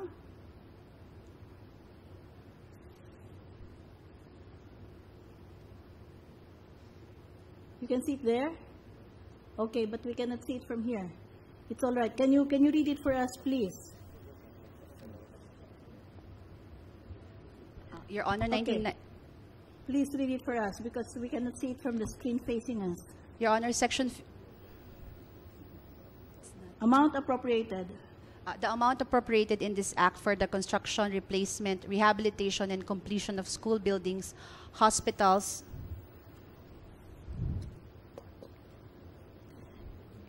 Can and you read other it? public work projects under the fiscal year 1990 infrastructure Can program the in this bailiff act. please just help, assist, and tilt it so that you can read it well? Okay. Anyway, I'll read it for you. Okay? The amount appropriated, etc. Construction, replacement, rehabilitation, completion of school buildings, hospitals, other public works projects may be realigned in cases of imbalanced allocation of projects within the district, duplication of projects, overlapping of funding source and similar cases, provided that such request for realignment shall be made 30 days after the approval of this act, except in cases of duplication of projects and overlapping of funding sources, provided further that such realignment is within the congressional district for which the funds were originally allocated. Okay? So this is the first time that I see in any GAA post-1987 Constitution an express statement regarding the alignment. And it can happen in 3 instances: duplication of projects, overlapping of funding source, and similar cases. Is this constitutional? 1990. Your Honor, respectfully, I submit that this is constitutional. May be allowed, Your Honor, to explain. Okay, please explain why. Your Honor, the instances provided in this provision is by reasons of practicality. There is certain project identification, Your Honor, that is included in the GAA that may no longer be necessary come implementation of the budget. For instance, Your Honor, there are school buildings that are identified in the GAA to be constructed, for instance, in Area A. But come implementation, there may be certain donors that have already constructed the school building, so it would be impractical for us to follow. In order to not waste public funds, Yes, Your realignment Honor. is allowed. Now, can you look at the second where proviso? Okay. Can you look at the second proviso? Provided further. Yes.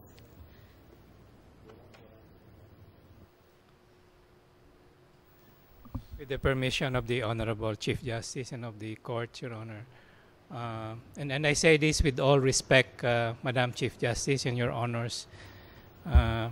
There are these other pending petitions on what is called, this is... Remember, one of the provisions, in the special provision of the Pdaf article, talks about the alignment with the concurrence.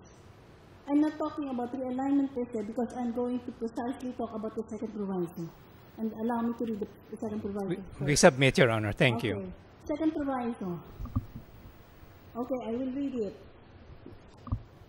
Provided Furthermore, that the realignment shall be for projects within the same category and shall not exceed the total amount originally allocated for the original district, the congressional district. And the final proviso, provided finally that the realignment shall be made upon the initiative and consent of the representative of the district concerned and with the concurrence of any one of the following: the district engineer, the regional director, or secretary of the department concerned. Now, is this constitutional?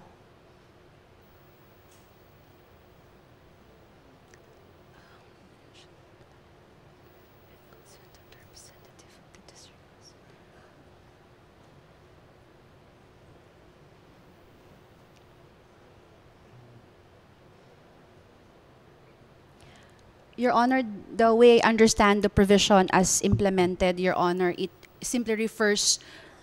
Just the text, please. The alignment of a capital outlay project and a public works project must be within a congressional district, and there are 3 reasons: duplication, overlapping of funds, and a similar reason. But that realignment cannot even be initiated except by the congressman or person of the district concerned.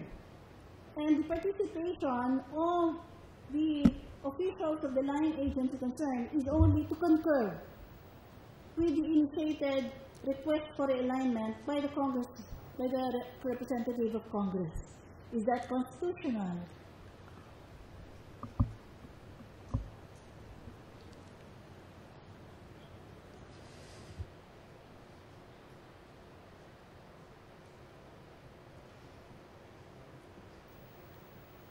Your Honor, may I qualify the answer? Okay. In as much as if the proviso refers to the initiative insofar as the proposal coming from the legislators, and then the consent I will then qualify the consent as an information coming from the proponent or the one proposing the project, Your Honor. So in that But respect, it says initiative and consent. yes, Your Honor. There are 2 things coming from the Congress representative here: initiative and consent. Nobody else gives the initiative and consent. Yes, Your Honor. I am, if you may allow me, Your Honor, to read it from the full context of the special provision. I'm coming from, this pertains to projects within the districts of the legislative districts, so I would suppose that there are certain projects proposed by legislators. And as a proponent, Your Honor, I would therefore construe the initiative coming from the fact that they are the proponents, and then consent in so much as they were advised or informed that there would be certain changes because of the instances already mentioned.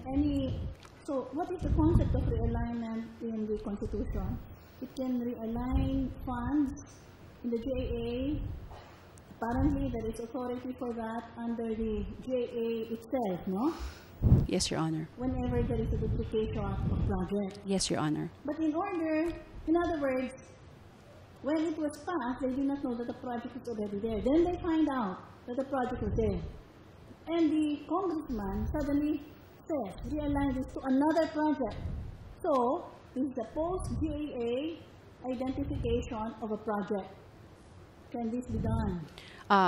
Yes, Your Honor, our mindful of the fil-consa ruling, Your Honor, I would... fil-consa was not yet here. It's only 1990. Yes, Your Honor, I am now answering the question at present. So my position or my respectful submission would be yes, because this should be construed in the sense that this is a proposal by members of the representatives. Okay, may I ask the representatives of the Senate and the House of Representatives to come forward?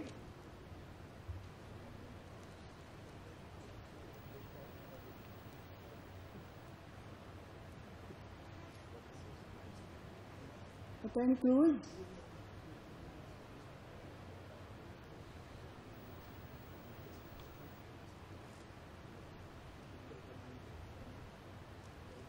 Has any objection? Yes, Your Honor. Has any objection of any kind ever been raised about those similar provisions in the GAA? Not that I'm aware of, Your Honor. In other words, the Senate has been passing those kinds of provisions all the time. Nobody has been raising the question of whether it's constitutional or not. I am not aware, Your Honor, but I believe it may have happened, Your Honor. Okay. Attorney, Palikte, Your Honor. okay. I'm not aware of similar objections of the character. That No objections to None, the Your fact that there is a change of the identified projects from one that was in the JA to a new one. I'm really not aware of any, Your Okay, Honor. thank you. 19, Attorney Ruiz, please again. May I request that the two representatives from the two chambers kindly sit near the podium. But Attorney Ruiz, you go to General Provision number 59, next slide. Can you read it for us, please? Release of funds for NALGU, construction, repair and maintenance, rehabilitation, replacement, completion, betterment or improvement of roads and bridges, sport works, flood control, water works supply, and government buildings and structures shall be released with at least 15 days prior written notice to the representative of the district Okay. concerned. Now, why is the power to release the funds being made conditional on the written notice to the representative of the district? What is the purpose for this? I apologize, Your Honor. I could not proffer any possible So you reason. do this basically as a matter of course inside the DBM? Your Honor, at present, no. No longer. I- You have abandoned that project, that practice? May I qualify, Your Honor? Yes. In the years that I have been a lawyer for the DBM, instances where we would see consent of the legislator for prior to release of the funds has been subject to the veto of the president, Your Honor. So I'm fairly confident that during those times It is no longer made conditional. it is not practiced, Your Okay, Honor. let's go to the 1991 JA.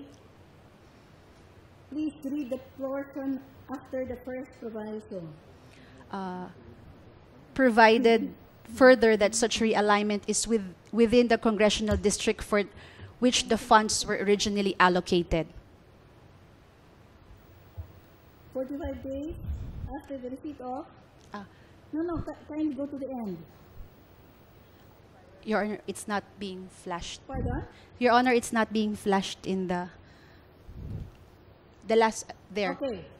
Provided furthermore that the realignment shall be for projects within the same category and shall not exceed the total amount originally allocated. Is that general provision number 62? Yes, Your Honor. Are you referring, Your Honor, to the last proviso? The provided Okay, finally? the first proviso first. After the colon. Provided that such request for realignment shall be made 45 days after receipt of the original advice of allotment by the agency concerned, except in cases of duplication of projects and overlapping of funding source. Continue. Provided further that such realignment is within the congressional district for which the funds were originally allocated. May I find out why?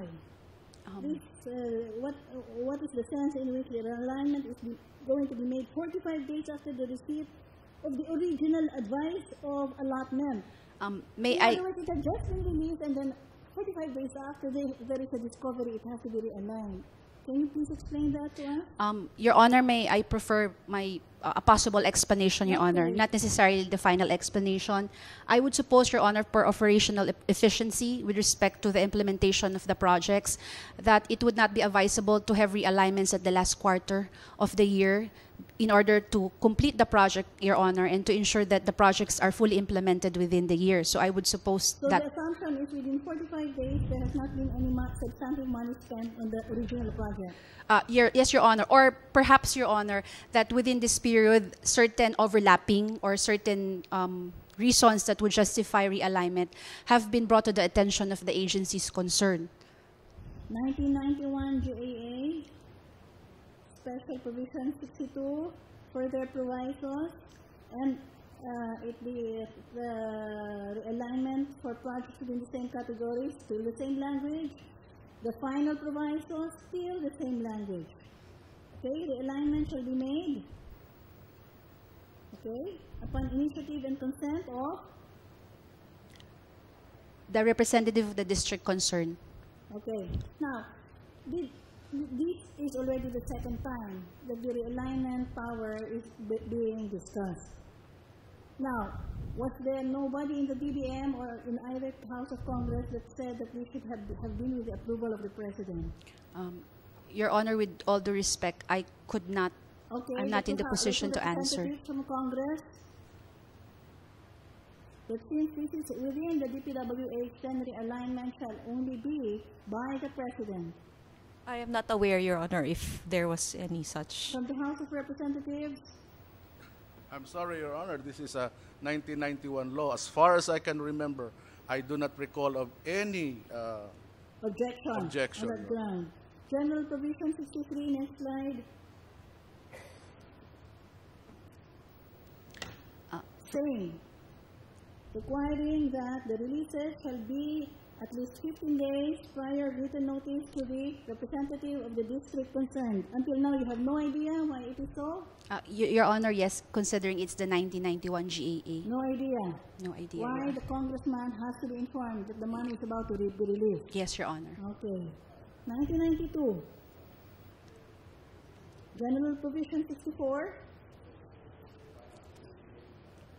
Should I read, Your Honor? No, same. It is still the same, right? Yes, Your Honor. From the two previous provisions, 1990 and 1991. Remember that the Constitution was just new at the time, just 5 years old. 1993.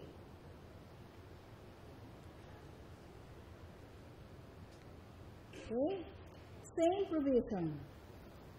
Same provision. Saying that it shall be made 45 days after receipt of the original advice of allotment within same congressional district. The alignment made upon the initiative and consent of the representative of the district concerned. And then the last special general provision number 65, the releases shall be made at least 15 days before to the congressman of the district concerned. Okay? So until 1993, it's still the same. Look at 1994. Same. All of those provisions are carried over. Okay? Except for the last provision, which says, okay, look at General Provision number 64. Instead of 15 days prior written notice, it is now made to only 10 days. Okay? Can you see that? Yes, Your Honor. And look at the last paragraph. Can you read it for us, please? Failure to comply with this section shall be considered negligence in the performance of duty, subject to appropriate administrative or penal sanction. Okay. Now, note here three things. First, in the 1994 JA, the IRA allotment is now lumped together with the other release of funds. In other words, in addition to the release of funds for capital outlay, also the release of funds for ERA to the local government units. Okay? This is supposed to be the local government units. A release must be given, the notice of the release, impending release must be given to the congressman concerned, who is not the LGU executive. So why is this there?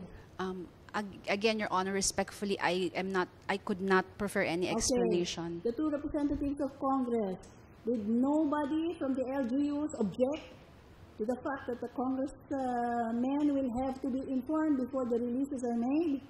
I have to admit, Your Honor, I have no answer also. Okay. Same? Same answer, Your Honor. Okay. Now look at the last penalty clause. If there is failure to notify the congressman, it's subject to Discipline. sanctions, administrative as well as penal sanctions for failure to notify. Why do you think it is there? Again, Your Honor, I could not prefer any explanation. May I, however, Your Honor, put on record that this is not the current practice at the DBM.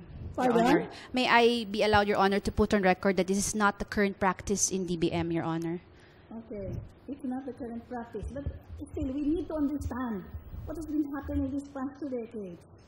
1995, same provision as in 1994. The penal sanction for failure to comply is still there. The IRA is still there. Okay? So now it is becoming even thicker. The complexity. 1996.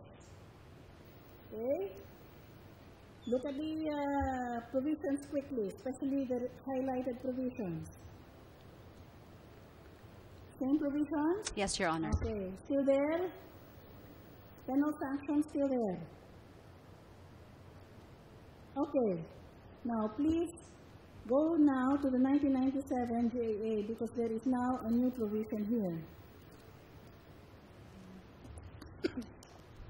That is referred to. Okay? Can you read it for us, please? The programming and realignment of public works projects shall be in accordance with Section 6 of RA 8150, the Public Works and Highways Infrastructure Program Act of 1995. Okay, now let me read for you because we failed to insert this as a slide. The Public Act 8150, an act providing for a 4-year public works and highways infrastructure program. Okay, we go to Section 6. Programming of projects. Okay.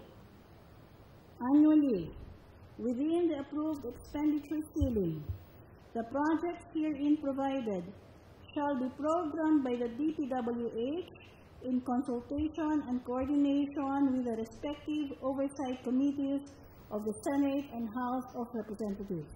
So this is about programming. Always taking in consideration policies and priorities, etc. Provided that during the annual programming of projects under the categories of local roads and other public works, a member of Congress may submit a substitute priority project listing for his district. If a member of the House or a member of the Senate, whenever any particular project originally submitted by him is already being implemented through other sources or a more urgent project is identified. Provided further, that in the case of a project originally submitted by an incumbent senator, no substitution or realignment may be done without the written conformity of said incumbent senator. Okay? Can you tell us what is the possible reason for this? Your Honor, with all due respect, I could not guess as to the intention of Congress when it passed that law. They were really participating actively even in the programming and realignment. It's as if they're part of the planning team of the DPWH. Is that correct? Well, based on the provision, Your Honor, that you just read. You cannot make changes without the consent of the proponents.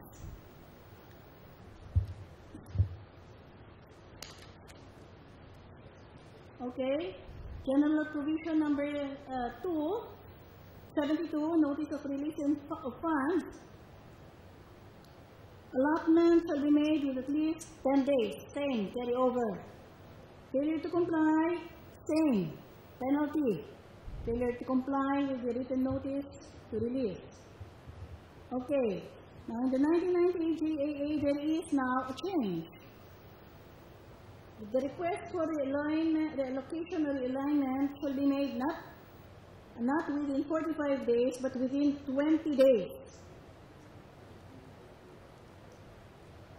Okay? Go to 73. General provision 73 of the 1998 GAA, you still find the 10 days prior written notice to the representative, and you still find the administrative and penal sanction. Okay, go to the 1999 GAA, General Provision 59. Still contains the requirement that the alignment will be upon prior consultation with the congressman of the district concerned. Same. The written notice of the release, still 10 days. Failure to comply is still considered negligence and subject to sanctions. Okay. 2000 Still the same? You can find that provision is still the same. Okay, but for the first time, Section 68, which is the next slide,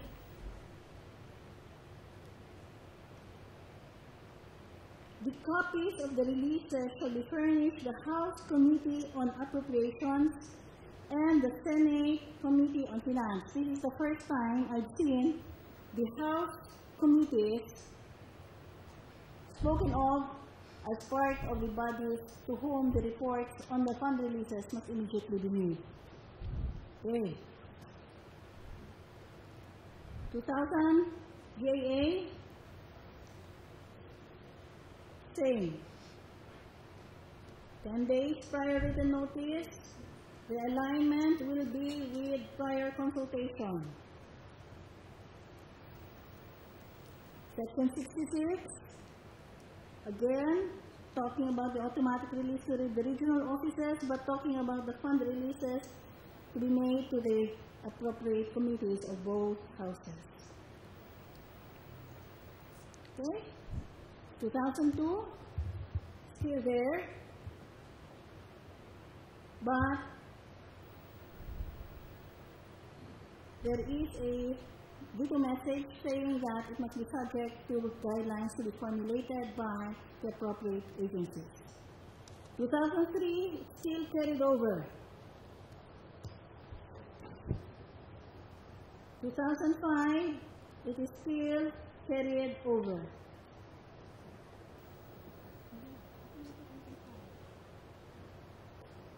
Hindi na siya yan. Okay. Now, I don't know if the 2005 is with you. Is it still? Okay. Again, prior consultation. In Section 72, again, after 10 days written notice. But the ERA is no longer included, as among the funds, notice of the release of which must be given to the congressman concerned. 2006 is a reenacted budget. 2006-7 still contains the same provisions. Yes, the House Committee on Appropriations and the Senate Committee on Finance are still included. Same in 2008. Tell me if you see anything different. Huh? Yes, Your Honor. Still the same. We go to 2009. Same provisions are carried over. In 2009, however, there is a slight change in Section 71. For the first time, there is a veto of the administrative and penal sanctions that can be imposed on the failure to give prior written notice to the congressman concerned. Yes, Your Honor. Okay. But look at Section 75. Limitations on fund transfers to NGOs and POs. For the first time, they talk about transferring money to NGOs. Can you read it for us, please? It is hereby declared a policy of the government not to allow non-government organization and people's organization to participate in the implementation of any program or project of the national and local government units until such time that any earlier fund releases availed of by said non-government organizations and people's organizations shall have been fully liquidated pursuant to pertinent accounting and auditing rules and regulations as certified by the head of the agency concerned and the COA auditor. The government agency and local government units shall ensure that the non-government organizations and people's organizations that they deal with are legitimate. A report on the fund releases indicating the names of non-government organizations and people organizations shall be prepared by the agency and duly audited by the COA and shall be submitted to the Senate Committee on Finance and House Committee on Appropriations. May I call on the chairperson of COA, please? Now, there is always a certification required in Section 75 that the resident co-auditor must certify that all fund releases have been fully liquidated. Was this observed? As borne by the records, Your Honor, there was no compliance with this requirement.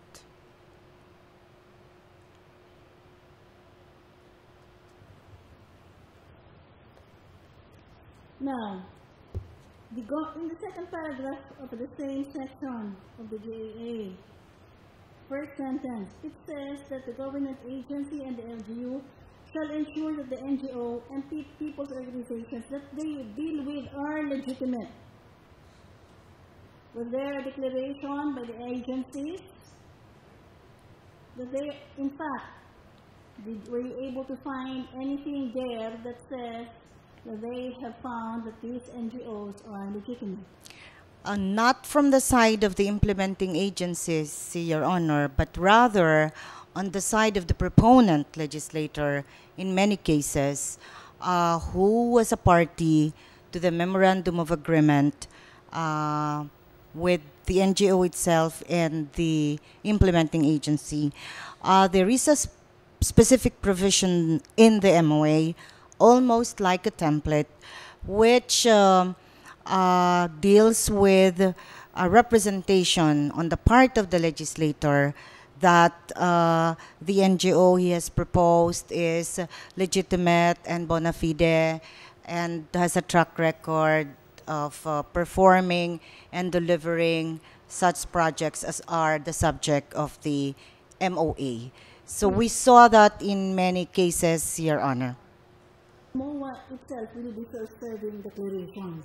In other words, does anything in your report show that there was a process by which the agencies and the LGUs tried to ascertain the legitimacy of the NGOs?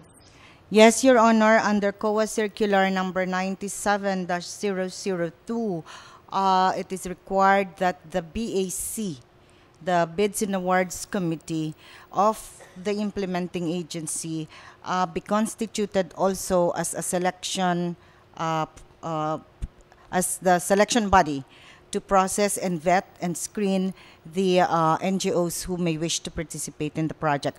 But again, as we noted in the report, this was also not complied with, Your Honor. Not complied with, meaning the BAC never declared, went through a process saying that they are legitimate. No, Your Honor, we did not see that in the agencies covered in the audit.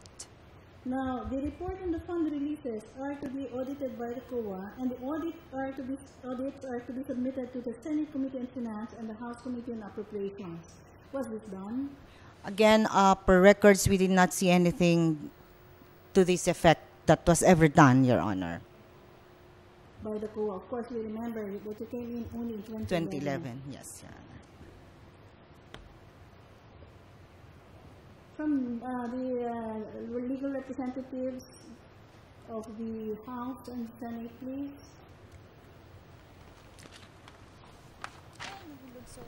I'm sorry, Your Honor, I have no idea. I will have to look at the records of the As to Senate. how Section 79 came about, 75 came about.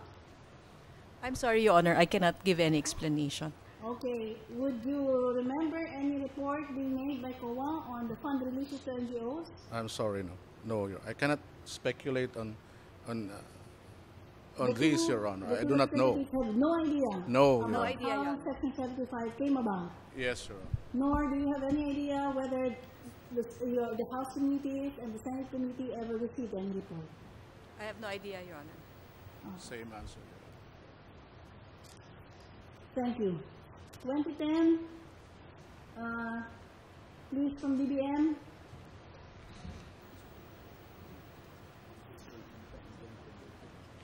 Alright.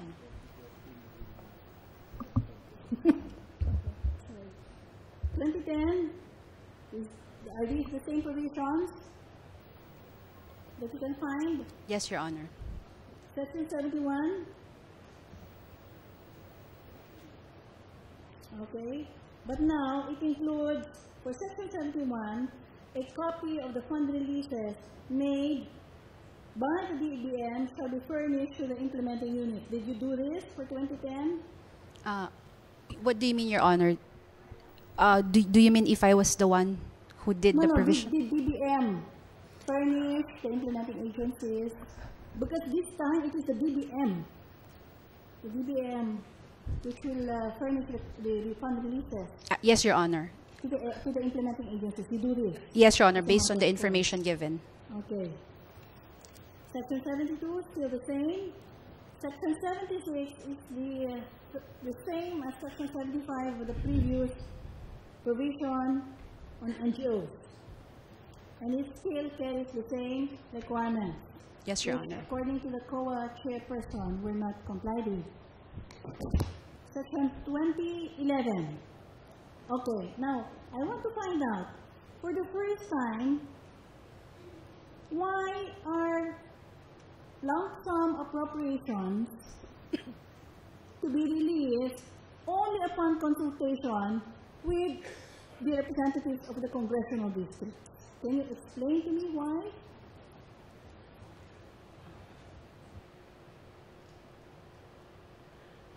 Your Honor, may I ask if there's no veto of this particular provision? Because I could not Pardon? recall.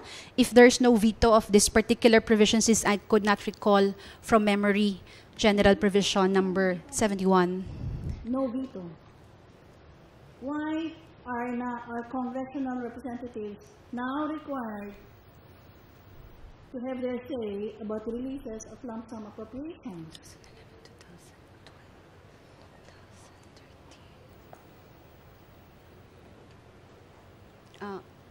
Unfortunately, Your Honor, I could not recall any possible reason for this particular provision. Okay. Section 72, same 10-day notice before the releases of the funds are to be made. Section 76, carrying over what was first found in 2009 on NGOs.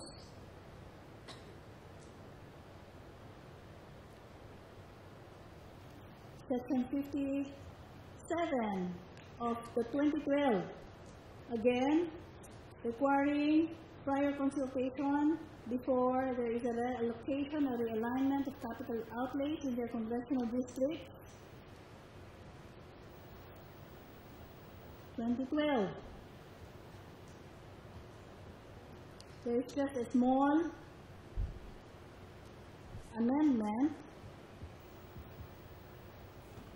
which we are talking about releases of centrally managed items to the central units, not anymore requiring regional releases. I don't see how this is relevant for now. Okay. Again, there is a first time requirement for lump sum appropriations, requiring all national government agencies to submit the complete details of all lump sum appropriations. What is the reason for Section 68? Your Honor, as far as I could recall, this was the budget year when we have decided as a policy to avoid lump sum appropriations within the budgets of the agency. However, given the budget timelines where we have to submit by July or 30 days after the opening of the regular session of Congress, then there are really certain projects that the agencies have difficulty identifying in details, so that as a requirement for our prior to the release of the funds, we require them the details as to the details of this lump sum appropriations, Your Honor. So it is a matter that is a function of the time limitation. Yes, Your Honor. For the identification of projects. More than anything, Your Honor, and also to given that we are also we are also preparing at the time the agencies for the 1-year validity. We would like also to discipline the agencies for them to be able to plan well, so that we have required them to submit details, if possible, during budget preparation.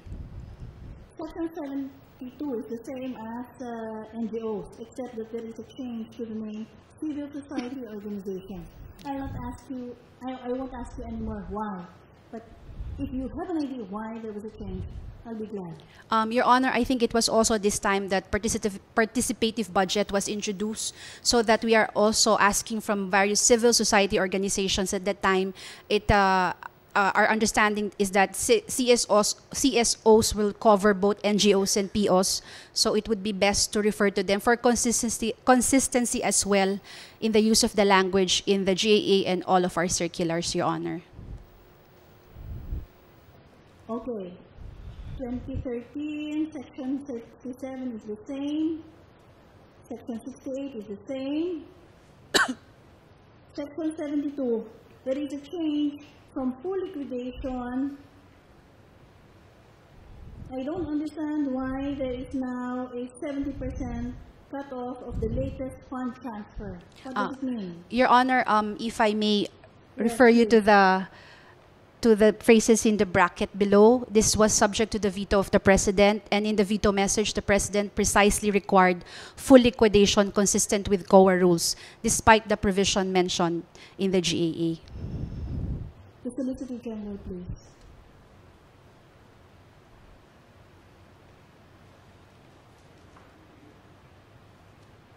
As you can see that there are many questions of constitutional import that may not have been raised as early as 1991, when the first provision on realignment of capital outlay projects were first inserted in the GAA, without anyone objecting to the fact. And they have been carried over until now. In other words, we have more than 20 years of practice where congressmen and congresswomen participate actually in the realignment of budget items.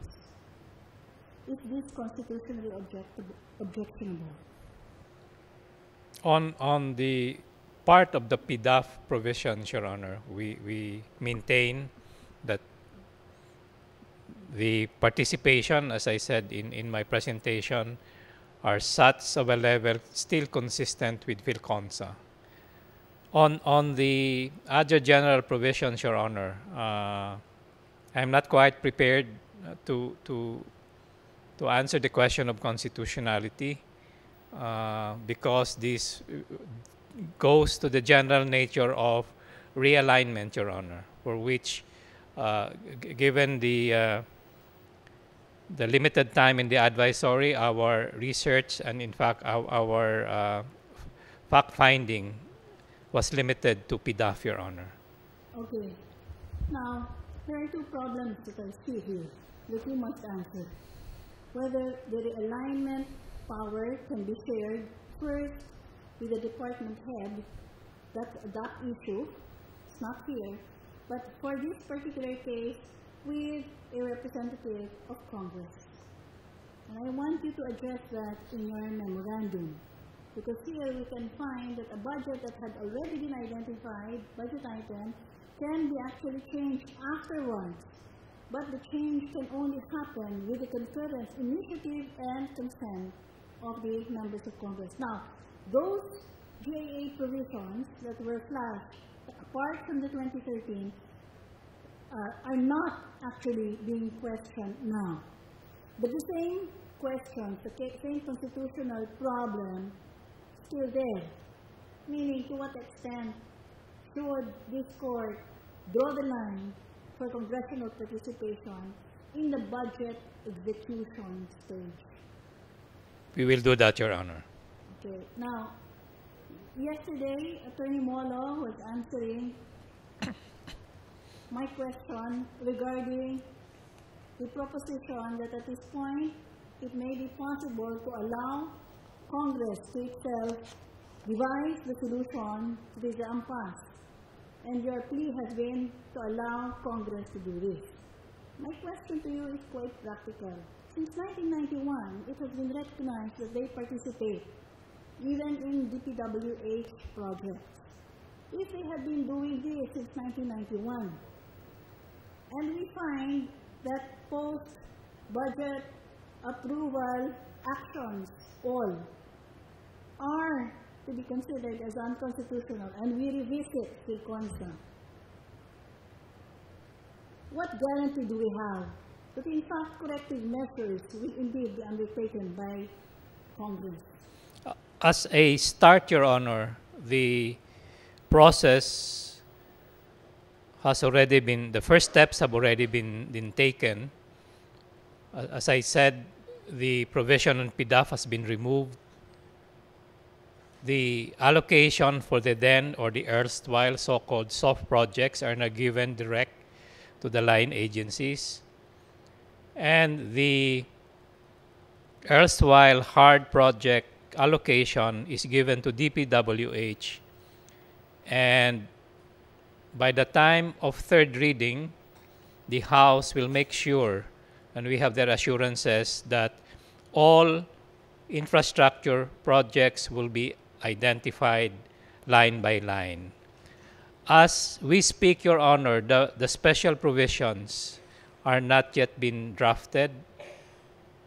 And I am sure the political branches will be very mindful of the matters, of the concerns and the criticisms aired not only in public, but most especially in this honorable court, Your Honor. This is a big eye-opener for everybody. The provisions, the general provisions being shown today, candidly, was not covered by our research because we concentrated on Pdaf. But I would like to say, Your Honor, that at the rate the political branches are on a correction mode, I believe by the time the process would be completed, meaning a bill is passed by the House and sent to the Senate, then and only then, to be fair, will this court see whether or not all the concerns and all these very valid questions asked by the court will have been addressed or fully addressed. Still, Your Honor, the plea is the political branches are listening. Now, from the responses of the representatives of both the DBM and the two houses of Congress, it reinforces the initial thought that I had after I was seeing the extent of this research made by my staff, that neither the executive nor the Congress frontally faced the question of constitutional compatibility of how they were engineering the budget process. In fact, the words that you have been using, as the three lawyers have also been using, is surprise. Surprise that all of these things are now surfacing.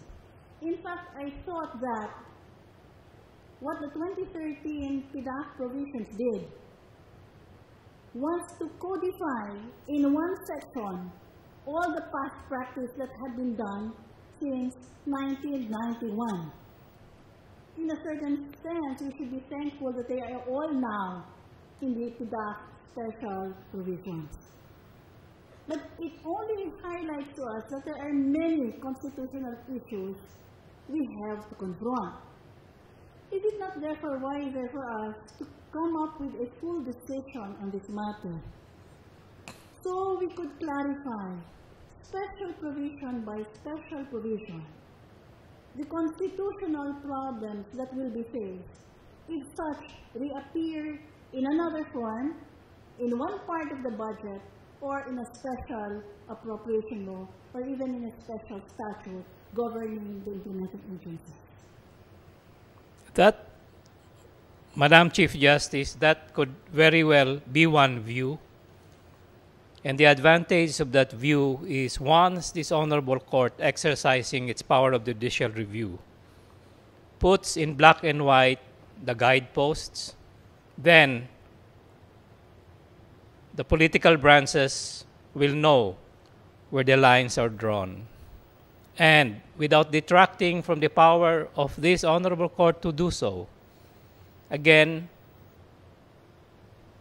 our thought is, if there is a chance for the political branches to make those guidelines and those guideposts informed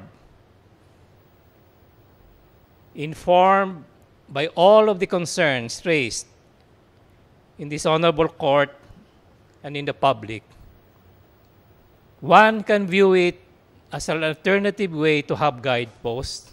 And since they are not constitutional, there will probably be leeway, Your Honor. Since this involves the budgetary process, this involves how money is spent. Again, that is one view, Your Honor. And without detracting from the power of the court,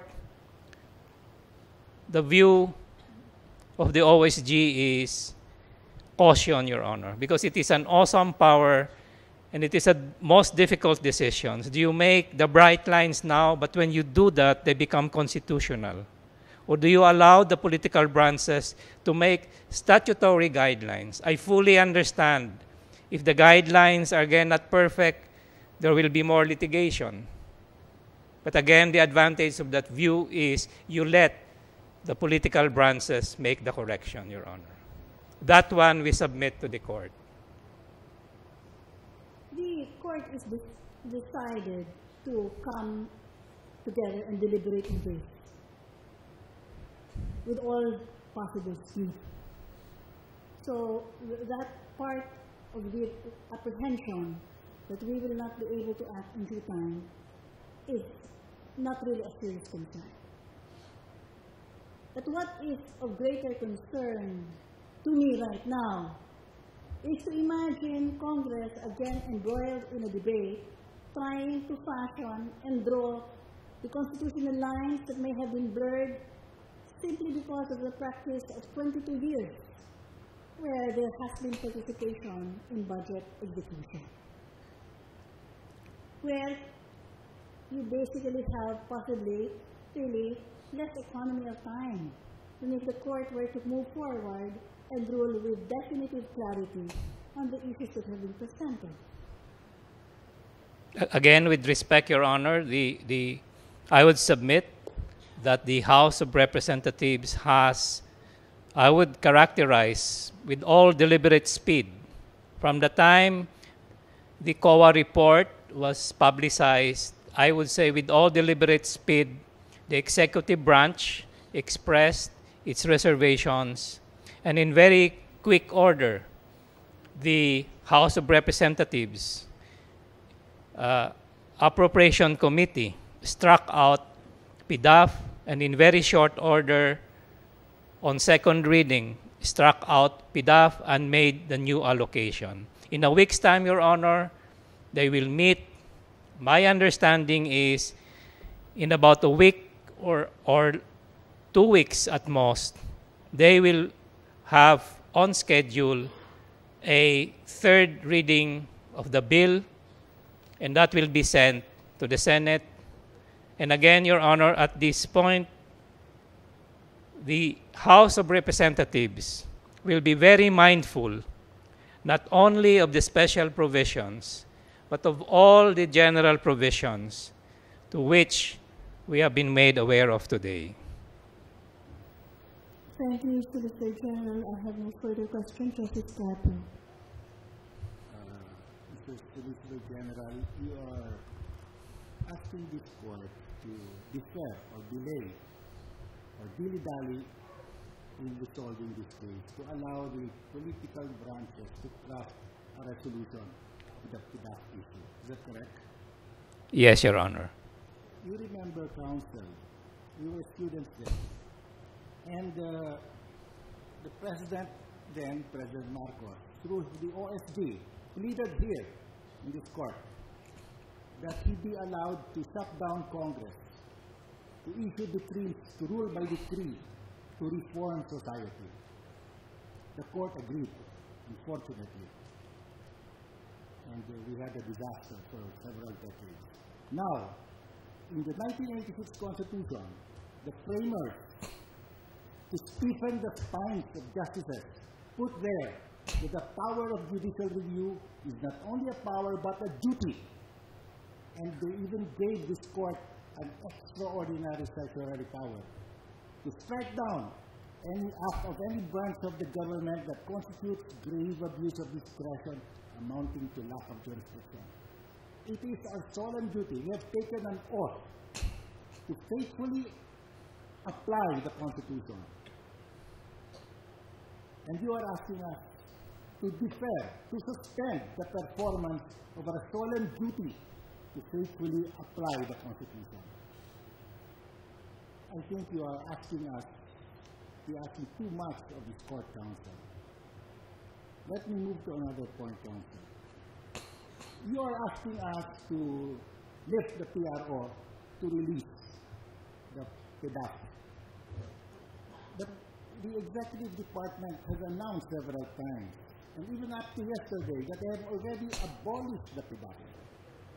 So why are you asking us to release Pdaf, to release the TRRO, when you have already announced that you have abolished Pdaf? I do not see it's irreconcilable. Can you explain, counsel? If Your Honor, please, the statement of the President immediately or almost immediately after the release of the COA report was to suspend the Pdaf insofar as the so-called soft projects were concerned, Your Honor, especially wherein... So it is not true that the Pdaf has been abolished? The Pdaf, Your Honor, has been abolished because as of the second reading, it is not in... I'm talking of the 2013 Pdaf, which is the issue here before us. The balance of the 2013 Pdaf is about 13 or 14 billion pesos. Has that been abolished? It will not, the President will never touch it again? Or why are you still asking for the release? As I was trying to say, Your Honor, the President said to stop the Pdaf insofar as the soft projects, Your Honor. Okay, so it hasn't been completely abolished. But it has been stopped because of the TRRO, Your Honor, and the executive... No, I mean, outside of our TRRO, if we do not issue the TRRO, the Pdaf would be implemented still for the hard projects. Is that what I say? No, Your Honor, especially not on the hard. The President said stop releases, especially for the soft project where you cannot find out if there was a delivery or not. So was it actually stopped or not? It was the process to stop it, Your Honor, was started, and then the TRRO came. That's why you are asking us to lift it. So you don't want it abolished, in fact. It is not our function, Your Honor, to have it abolished or not. It is... So does the President have the power to abolish the Pdaf? That's the Roman numeral 44 of the General Appropriations Act of 2013. Our position, Mr. Justice, is that the President has a general power to stop releases, Your Honor. That's not my question. That's not my question. My question is, can the President abolish Roman numeral 44 of the General Appropriations Act of 2013? Not abolish in the sense that he can abolish, Your Honor. But since the President has the power to release funds, then the President may stop the release of certain funds. So you are saying that the President has the power to impound the funds of Pdaf. Is that what you're saying? As a general proposition, yes, Your Honor. As a general proposition, but it applies to this particular case. The President is invoking the power to impound. In a general way, yes, Your Honor. When Does the President have the constitutional power to impound under our Constitution? Where is that power to impound, and under what provision is that?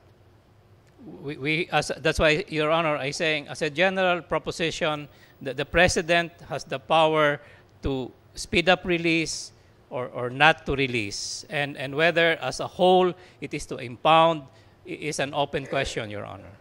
He can impound in the sense that at the start of the fiscal year, let's say the budget is 1 trillion pesos.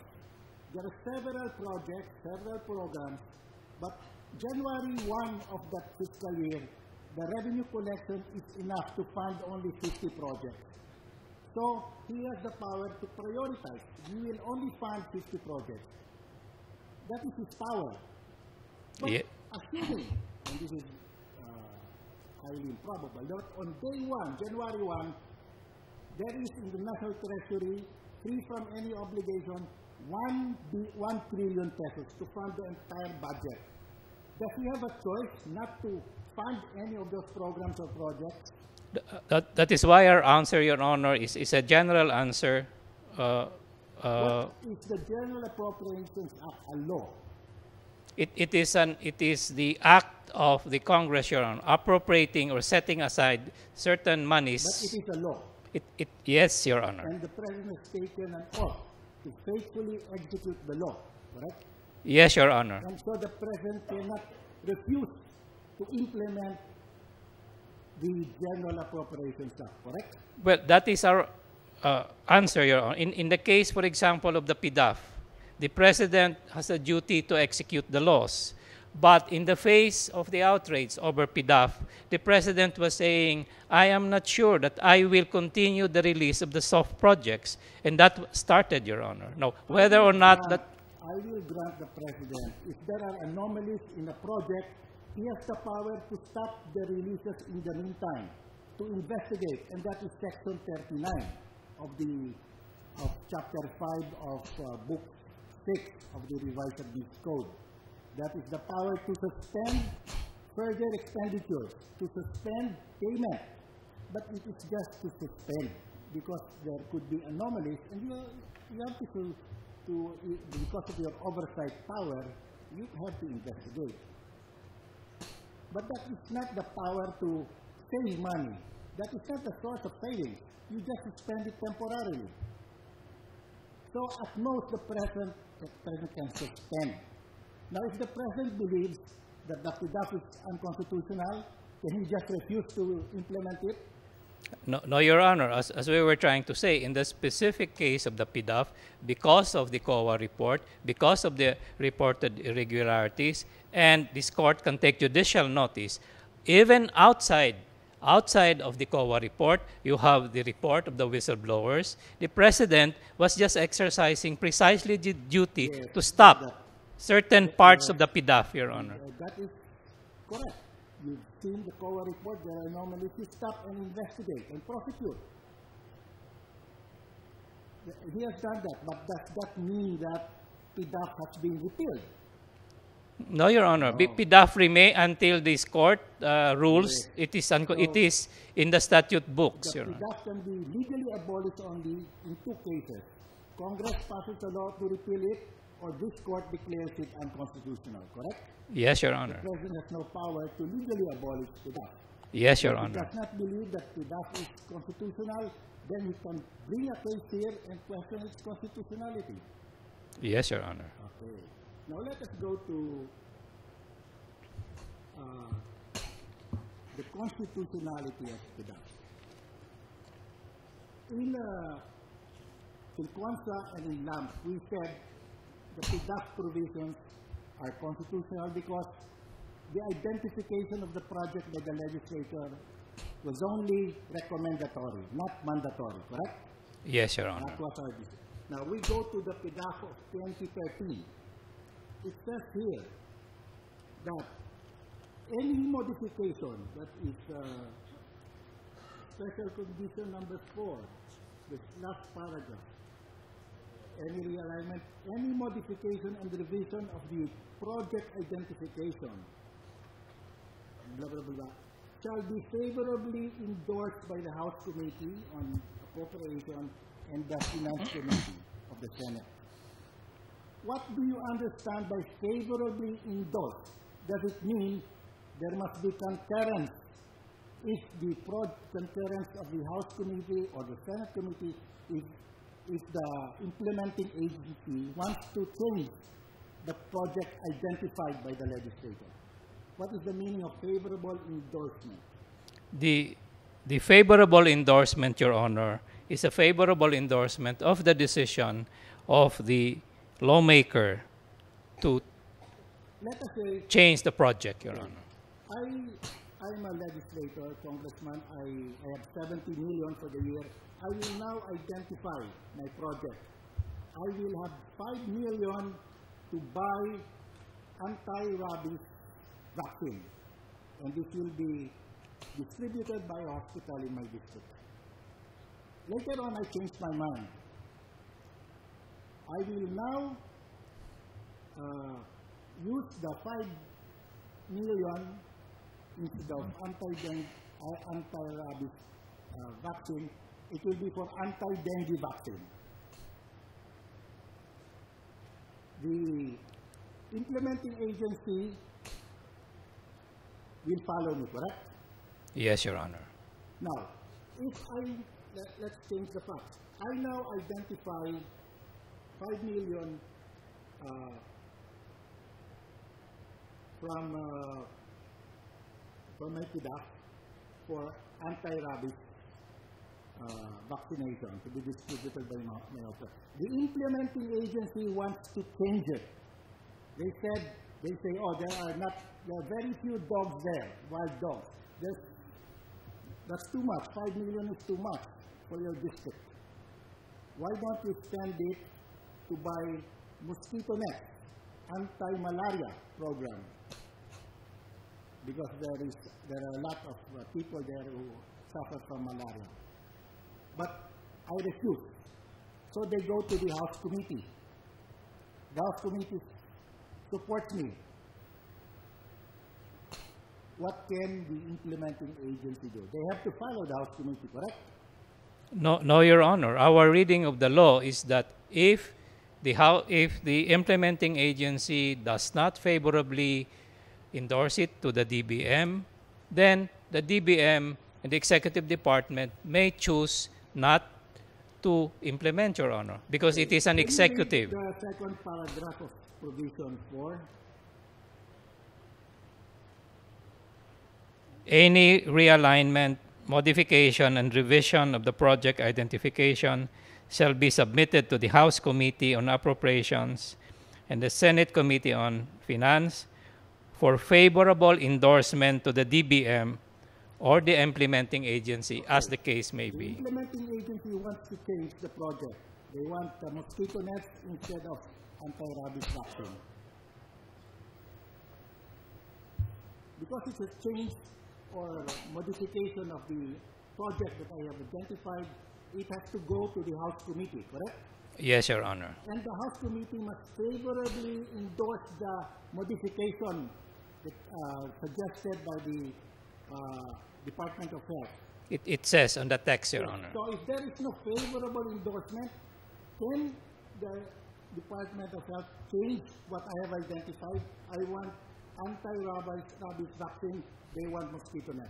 As a matter of law, yes, Your Honor, because it is the implementing agency that approves the identification made by the congressman. The law says here that the identification shall be made by the legislator, correct? Yes, Your Honor. Where does it say that it shall be approved by the implementing agency? The section. Is there any provision there that says it's the implementing agency that will approve it? The special provision number 1, Your Honor. That's on page 2 of the evidence packet. Special provision number 1, use of fund. The amount appropriated herein should be used to fund the following priority programs and projects to be implemented by the corresponding agency. That's why, Your Honor. Yes, the implementing agencies will implement. There's no dispute. But who will decide what project to implement? That decision to whether what project to implement is a decision given to the legislator, correct? The power given to the legislator, Your Honor, as per fil-consa, is to propose and identify. Yes, that's why I'm saying in fil-consa, provision number 4 cannot be found. There is no provision number 4 in fil-consa. There is no provision number 5 in fil-consa. On the realignment of funds, on the modification of the projects identified, there is no provision like this in fil-consa, even in lump. On the release of funds, it should be subject to the concurrence or approval of the House Committee. You cannot find this in fil-consa. You cannot find it in lump. It appeared for the first time in the 2013 Pdaf budget, correct? Yes, Your Honor. So you cannot use fil-consa, you cannot use lump, because the law that we reviewed there is a different law, vastly different. In fil-consa, we said, oh, that is just recommendatory. Any Juan de la Cruz or any Tom, Dick, and Harry can recommend. But here, this is not recommendation anymore. This is mandatory.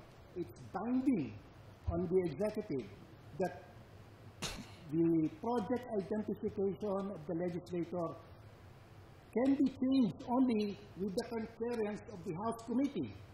So it becomes binding now. That is a vast difference. You cannot cite fil-consa anymore. You cannot cite LAMP. You can cite Abacada Guro, which says that once the law is passed, any implementing rule, any act of implementing it cannot be subject to the concurrence or approval or disapproval of a House Committee, of a Congressional Committee. That's the law now, correct? That is where we respectfully disagree, Your Honor. You put that in your memo. So in the realignment of, okay, if you look at the slides, the one that was shown by the Chief Justice, when you speak of realignment of funds, you speak of capital outlay. You speak of funds. You do not speak of realignment of projects. When you want to change the project, you don't realign the project. You change or modify or revise the project. That's the language of the law. When you speak of realignment, you talk of funds. In fact, the title of Special Conditions Board is Realignment of Funds. It's very clear. And if you look at the history of this provision, it speaks of funds.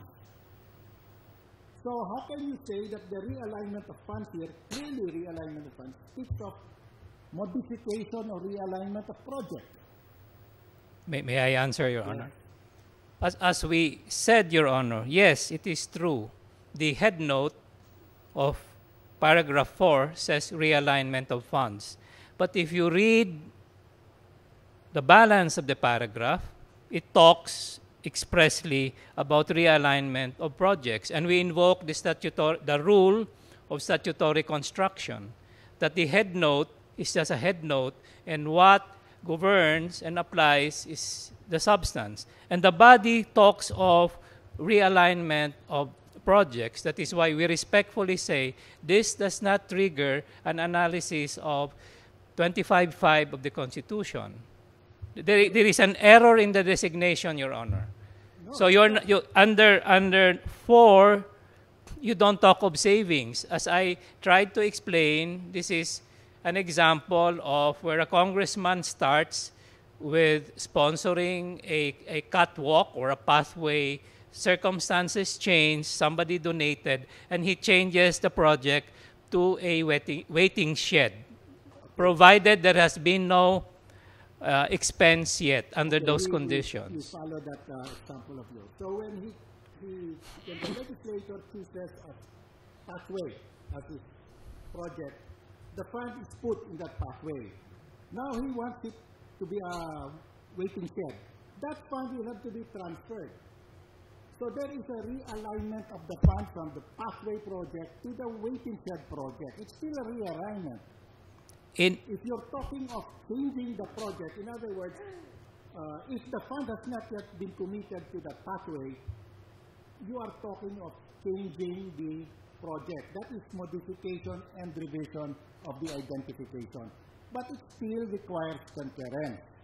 So even assuming you're correct, changing the realignment is assuming that paragraph 4 refers to realignment of project, it will still fall under modification and revision of the identified project. It will still require concurrence of the House or the Senate committee. It's still a problem of separation of powers. The legislature exercising executive powers. It's still the same, correct? We respectfully disagree, Your Honor. We submit this is consistent with fil-consa. Fil-consa says... Did fil-consa contain this provision? No, Your Honor, but... It did not. Did fil-consa did not contain provision, special provision 4, correct? In its entirety, correct? Yes, Your Honor. Fil-consa did not contain special provision 5, correct? Yes, Your Honor. Okay, so these provisions did not apply in fil-consa. And the petitioners are precisely questioning Pdaf now because of these provisions. How can you now say this is governed by fil-consa? Can I explain, Your Honor? Yes. Our respectful submission is fil-consa stands for the proposition. The substantive ruling of fil-consa is fil-consa allows post-GAA identification, recommendation of projects. If we allow that substantive power, Your Honor, post, then the lesser act of realigning projects should be logically, impliedly, as a smaller part, be carried out to implement or to effectuate the larger power or privilege that you gave, or that the Honorable Court gave in fil-consa, which is, again, if you allow the legislator post-GAA to say, post-GAA, I now propose a pathway, the smaller act of changing the pathway to a waiting shed, we submit with all respect, is necessarily covered by the general grant in the first place of the ability to, again, identify post-GAA, whether or not... It was very clear that the fil-consa Pdaf provision was just recommendatory because it did not contain special provisions 4 and special provisions 5. Recommendatory. Nobody could object. Any Tom, Dick, and Harry can recommend to the President. But the legislators inserted special provisions 4 and 5 which made the identification mandatory on the executive. Even the release of funds. Let's go to release of funds. Special condition 5. All requests for release of funds shall be supported by documents and favorably endorsed by the House Committee. What do you mean, what do you understand by favorably endorsed by the House Committee? To start with, Your Honor, it says this is a request, and the request has to be favorably endorsed. But as I said, Your Honor, assuming there is favorable endorsement, or assuming there is no favorable endorsement, this is a matter of documentation. If that documentation is there or not there, at the end of the documentation, if there is no favorable endorsement, can there be a release of funds? The release of funds resides with provision. Can the DBM release funds without the favorable endorsement of the House Committee? Yes, Your Honor. I think the DBM... So that is your reading of this provision. Yes, Your Honor. Despite the fact that it says all releases of funds shall be supported by the favorable endorsement of the House Committee. Yes, Your Honor, because... So that one is not mandatory, it's directory. It's directory, Your Honor. It's a matter of documentation, okay. Your Honor. You explained that in your memo. Now, so we have 3 items that you have to explain in your memo. Whether the identification under the present Pdaf is recommendatory, as in fil-consa, or mandatory because of these new provisions that were not in fil-consa. Second item, whether the realignment of funds or realignment, you call it realignment of projects, is recommendatory only or needs the concurrence of the House Committee. It says here, with the favorable endorsement of the House. You are saying that all of these are directory, they are not mandatory. Yes, Your Honor. Yes, Your Honor. Consistent with fil-consa. Yes, even if fil-consa doesn't contain this. Because fil-consa was a general principle, Your Honor. In fil-consa, the court didn't even think of realignment of funds, didn't even think of releases, didn't even think that there was a House Committee that will give its concurrence. Because again, if I may, Your Honor, in fil-consa, you have a general recognition. Once fil-consa's... But in fil-consa, the issue there, was this mandatory or recommendatory? It was recommendatory because there was no concurrence required for the release of funds, no concurrence required for the change in identification, no concurrence required in the realignment of funds. And it continues to be recommendatory, Your Honor, because all of these provisions are directory. Okay. They are for good order's sake. They are for good housekeeping's sake. There is a record in the DBM. There is... Even if the law says shall have the favorable endorsement, shall be favorably endorsed, this is just recommendatory. That is your position. Yes, Your Honor, because it's a matter of committee. So as I said, the legislators were just being entertained by the DBM. Yes, we will give you this power, but it's actually there. No, Your Honor. The DBM is serious about having all of the documentation in place. And the DBM is serious about, please go to your speaker or please go to your Senate President as required by law. But at the end of the day, in the extreme position, all the documents are perfect. These are still all recommendatory, Your Honor. The President has the ultimate power to act and to release. Okay. You've come across National Budget Circular 547. I'll look for my copy, Your Honor.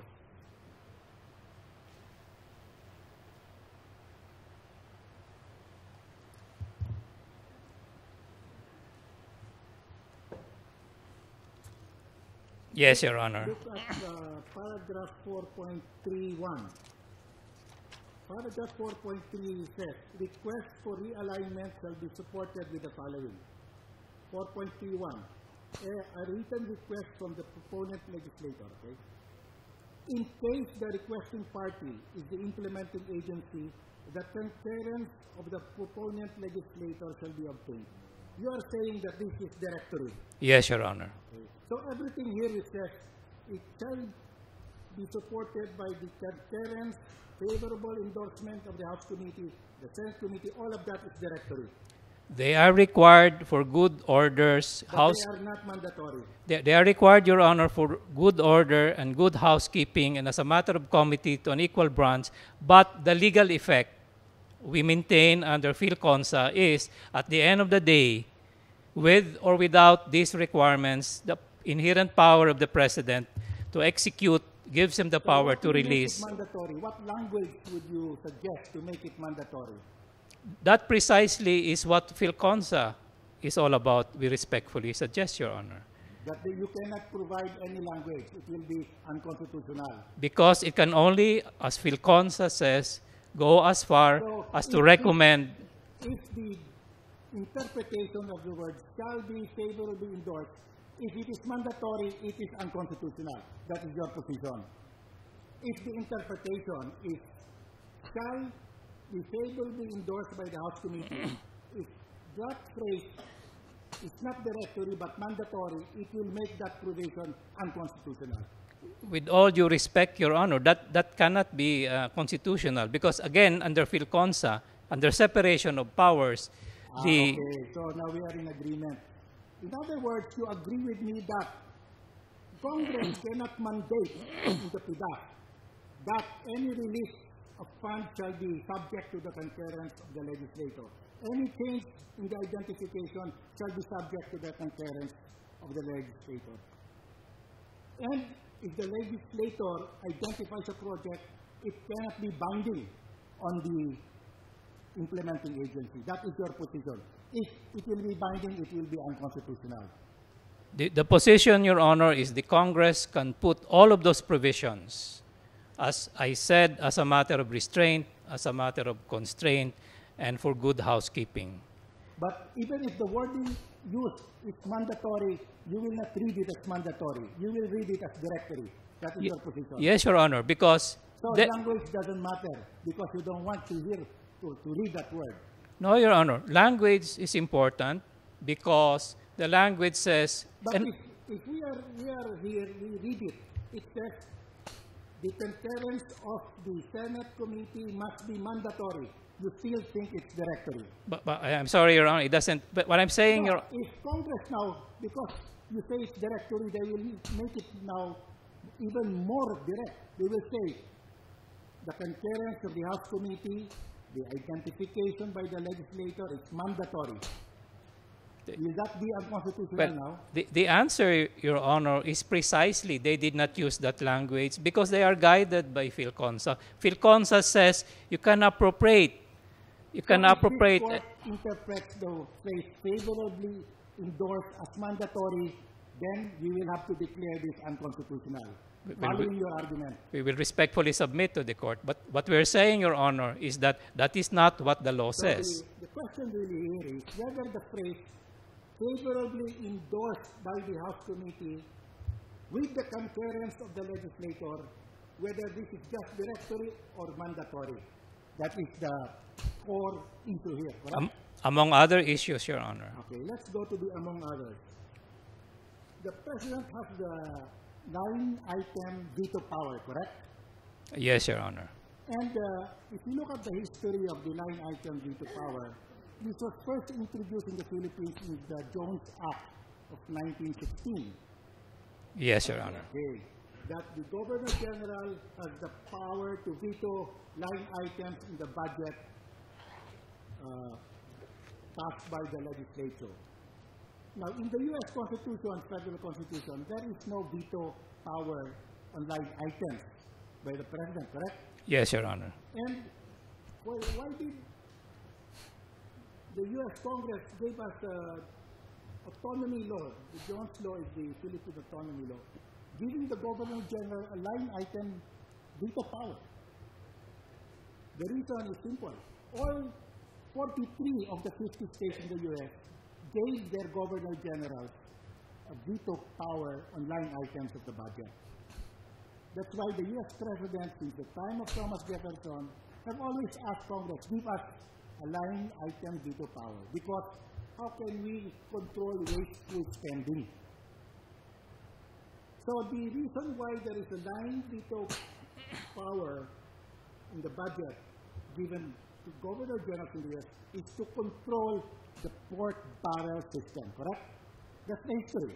Yes, Your Honor. So here, when the Americans gave us the Jones Law, it says there that the Governor General can exercise the line item veto power. And we carried that over in the 35 Constitution, in the 70 Constitution, and the 87 Constitution. So the President has the power to eliminate pork barrel because he has the line item veto power, correct? That could be a result, Your Honor. Okay. So if the President has the right, constitutional right, to veto line items in the budget, there must be a corresponding duty on the part of Congress to submit a budget that follows line item budgeting, correct? Because otherwise, how can he exercise his line item veto power if it is a lump sum? If Congress says the budget is 1 trillion, that's it. That's a lump sum. How can he, if he vetoes that line 1 trillion, that's it, there's no more budget. Well, not necessarily, Your Honor, because the power of the President to veto line items does not give necessarily, and I say necessarily, the obligation on the part of the legislature to veer away from certain types of appropriations. But certainly, if the GAA just says 1 billion, for example, that can be vulnerable to attack, Your Honor, Okay, as not being specific enough. You have the 2013 GA there. Yes, Your Honor. Can you get it? And you open any page, any middle page.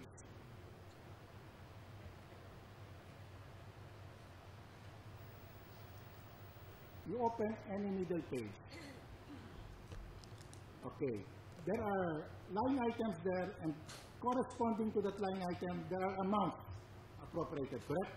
Yes, Your Honor. Everywhere you go. Now go to the Pdaf portion. It's at the back. It's the Roman numeral 44. Anyway, you distributed it in your Yes, Your Honor. packet. Look at it. So budget, everywhere you look, there's a line containing the schoolhouse, teacher salary, and an amount. Everything has an amount, all those lines. So look at the Pdaf. Yes, Your Honor. The Pdaf has a line. Priority Development Risk Fund, 20-something billion, correct? Can you read it? Yes, yes, Your Honor. 24.790. Now, below it are the list of the programs and projects, no amount, correct? That's right, Your Honor. About 4 to 5 pages listing of what can be funded, but there is no specific amount. That is called lump sum. Yes, Your Honor. So how can the President exercise his veto power? When the line does not contain an amount, he will have to veto the entire amount, and that's the end of it. That is why there is an obligation on the part of Congress to specify the amount for every line, because otherwise the President cannot exercise his line item veto. He will have to veto the entire amount. With respect, Your Honor, our position is the President can veto the line, which is 24.7 billion, Your Honor. We can veto it. Yes, Your We Honor. can veto it, but everything suffers. The scholars will not get anything. Yes, Your What will be done is for scholarships, for assistance to schools, you put the amount. For dengue, anti-vaccine projects, there is no such thing, by the way. There is no vaccine against dengue. If there is an amount, then he can strike that out, veto that because it's wasteful. That's the reason why there has to be an itemization, correct? Otherwise, the poor scholars, as you claim, will suffer. That's right, Your Honor. That's why there is a corresponding duty on the part of Congress to itemize line item budgets with the amounts in the General Appropriations Act, so that the President can strike out wasteful spending. That was the purpose of the line item veto given to the President. Again, Your Honor, we respectfully disagree because under fil-consa, again, and we go back to fil-consa. Fil-consa, we did not face there were no special conditions. It was purely recommendatory. If you rely on fil-consa, you're way off the mark, Counsel. Well, with all due respect, Your Honor, fil-consa, Sarmiento, and last year, LAMP, the general propositions are the same. And that is what the House of Representatives is saying, Your Honor. Now that all these issues have been brought up, we say on behalf of the House of Representatives, precisely the bill now pending, direct grants to the line agencies. And the House has said when they resume session, infrastructure will be identified line by line, Your Honor. Yes, Counsel. Of course, Congress on its own can do it. But we are faced here with a constitutional issue. How do you define line item budgeting? Is it mandatory on the part of Congress? We have seen that lump sum budgeting is a source of pork barrel. And that's why the President was given a line item veto power. And unfortunately, when DBM submits its National Expenditure Program to Congress, the Pdaf is still a lump sum item. It's not itemized. Of course, Congress will just agree. They're happy with it. And that's why we have this problem. Okay, Counsel. That's all. Thank you, Counsel. Yes. I just pursue the line of questioning of the acting chair. Whether the participation of the congressman is of a recommendatory nature or a mandatory nature.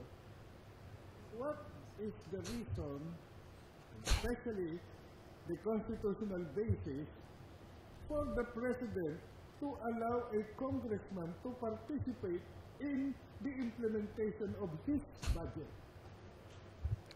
Our position, Your Honor, is the Constitution does not allow the congressman to participate in the implementation. What the Constitution allows, as said in Pdaf, where the line was drawn, is to recommend and to identify projects, Your Honor. And the Constitution allows that to be done by a congressman post-GAA? According to fil-consa, Your Honor. Just forget about fil-consa. What is the constitutional basis without fil-consa? Where in the Constitution is it allowed? Specific provision or a provision by analogy, something which would allow what was allowed in fil-consa according to your theory. Well, with all due respect, Your Honor, we cannot say we disregard fil-consa because fil-consa precisely brought up the issue, where do you draw the line? And as I say, Your Honor, had the court said that you cannot do in any form, any post-GAA. So it is fil-consa which brought about all these problems. As a matter of law, Your Honor, fil-consa did not bring about the problems of corruption, but it's the legal interpretation, with all due respect, Your Honor, relied upon, and for all the faults and the lapses of the congressmen, relied upon all these years. And now that the attention has been called, as I say, these are the reforms that the House of Representatives has done and will do. And you're saying that, you're guaranteeing that all this itemization will be done by Congress pre-GAA or as part of the appropriation process. Yes, Your Honor. Thank you very much.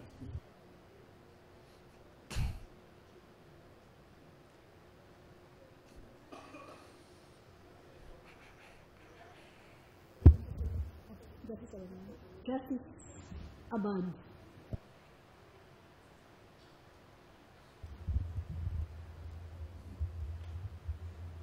After studying the General Appropriations Act in the past few years, and the provisions of the Constitution, I realized that preparing the household budget like we did in our family has some similarities with preparing the national budget. For instance, we prepare our household budget by first ascertaining two things: our expected earnings during the budget year, and then our expected expenses during the same period. This would be the basis for apportioning the expected earnings to their expected expenses. So here, however, it is done by both husband and wife, usually as a rule, except in some families where there's one who's better in these things and the other who's not. Now, but for the national government, the power to prepare the budget is somewhat divided. For example, Section 2 of Article 7 of the Constitution requires the President to submit to Congress at the start of the session the two things required for drawing up a budget. One, a list of the government expected expenditures, and second, the source of the government funds. Do you agree with me? These are the things. Yes, Your Honor. Congress then prepares the General Appropriations Bill, which itemizes all government expenses, and then they present this to the President for his approval. Yes, Your Honor. Yes, Your Honor. Now, budgeting is a wise practice. It ensures that the families spend only what they earn. In government, I realize that if you don't have a budget, you can run through along a deficit, and then like Spain, Greece, or Portugal will run into some problems. So budgeting is really important. Now, it is important, well, the President can veto items in the appropriations bill. Is that right? Yes, Your Honor. But he cannot replace what he vetoes by spending the money for another purpose. Let's say he vetoes an item, he cannot use that money and then spend it for whatever he wants. Or he can only veto but not create a new spending item. You agree? Well, if he vetoes, Your Honor, that item cannot be funded. It's done. It cannot be funded. The money allocated for that, he cannot use it.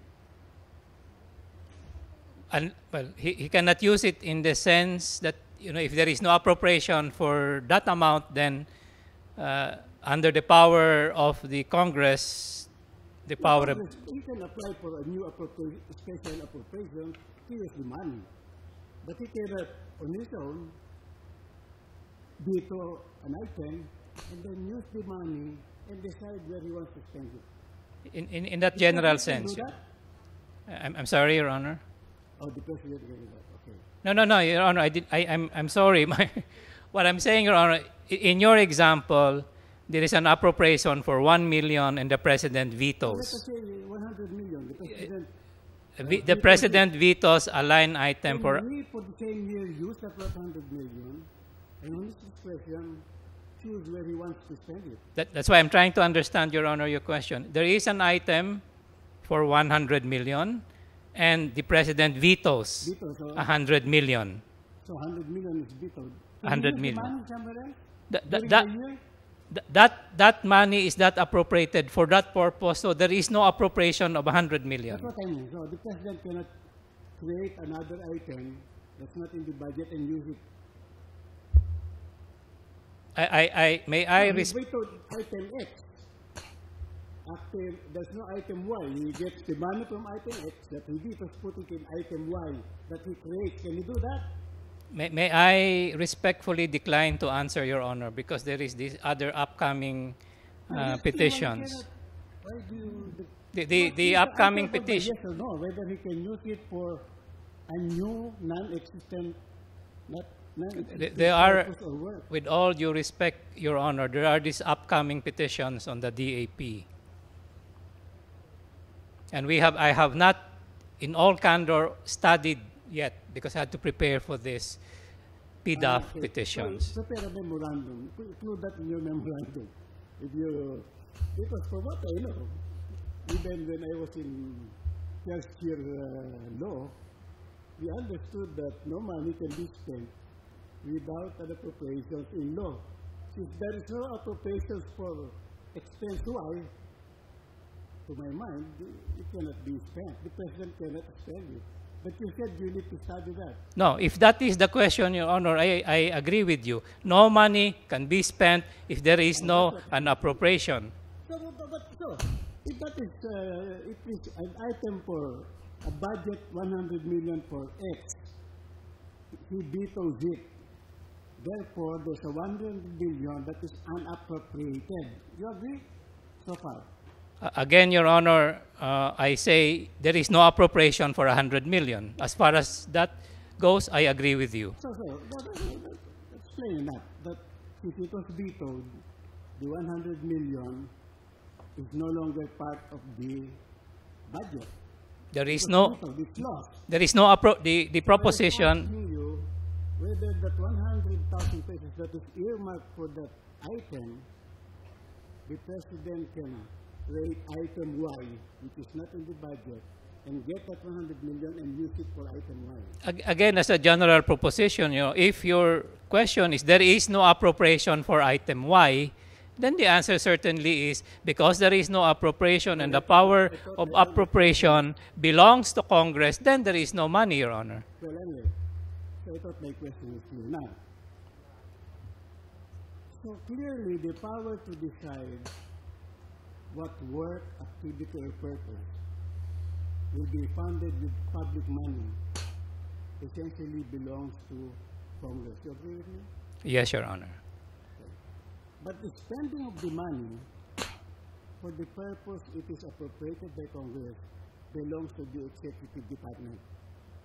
I'm sorry, Your Honor. No, the spending of the money for the purpose for which it is appropriated by Congress does not belong to Congress, but belongs to the executive department. The spending of the money. Yes, Your Honor. Okay. Now, will you agree with me that there is a check and balance there, no? And that the one who decides where the money should be spent is not the one to spend it. And the one who will spend it is not the one who decides where he will spend it. There's some kind of a check and balance there. Now, the law did not let them share the powers meant for each one alone. Do you agree? Yes, Your Honor. Okay.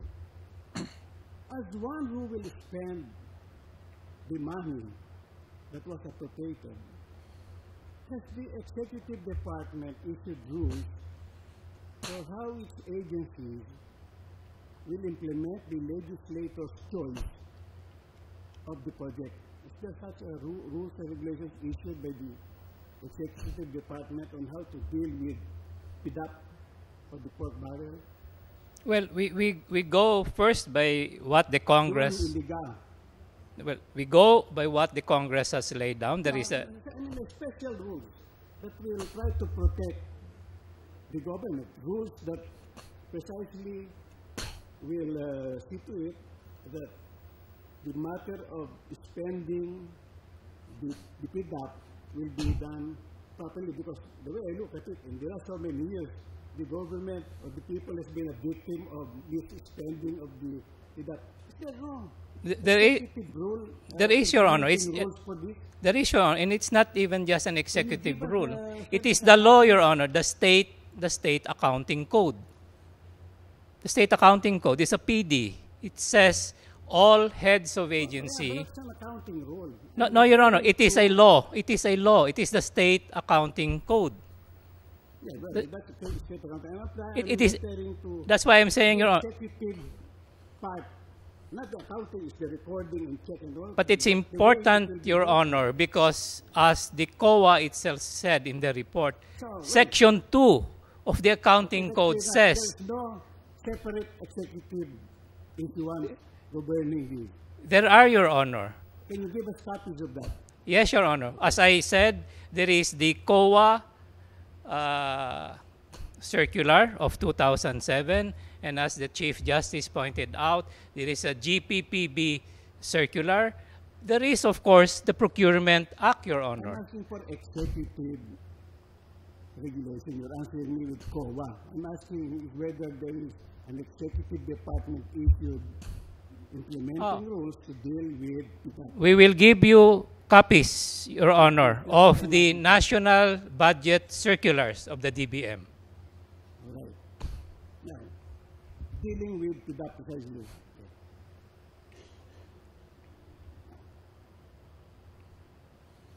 In Marcos'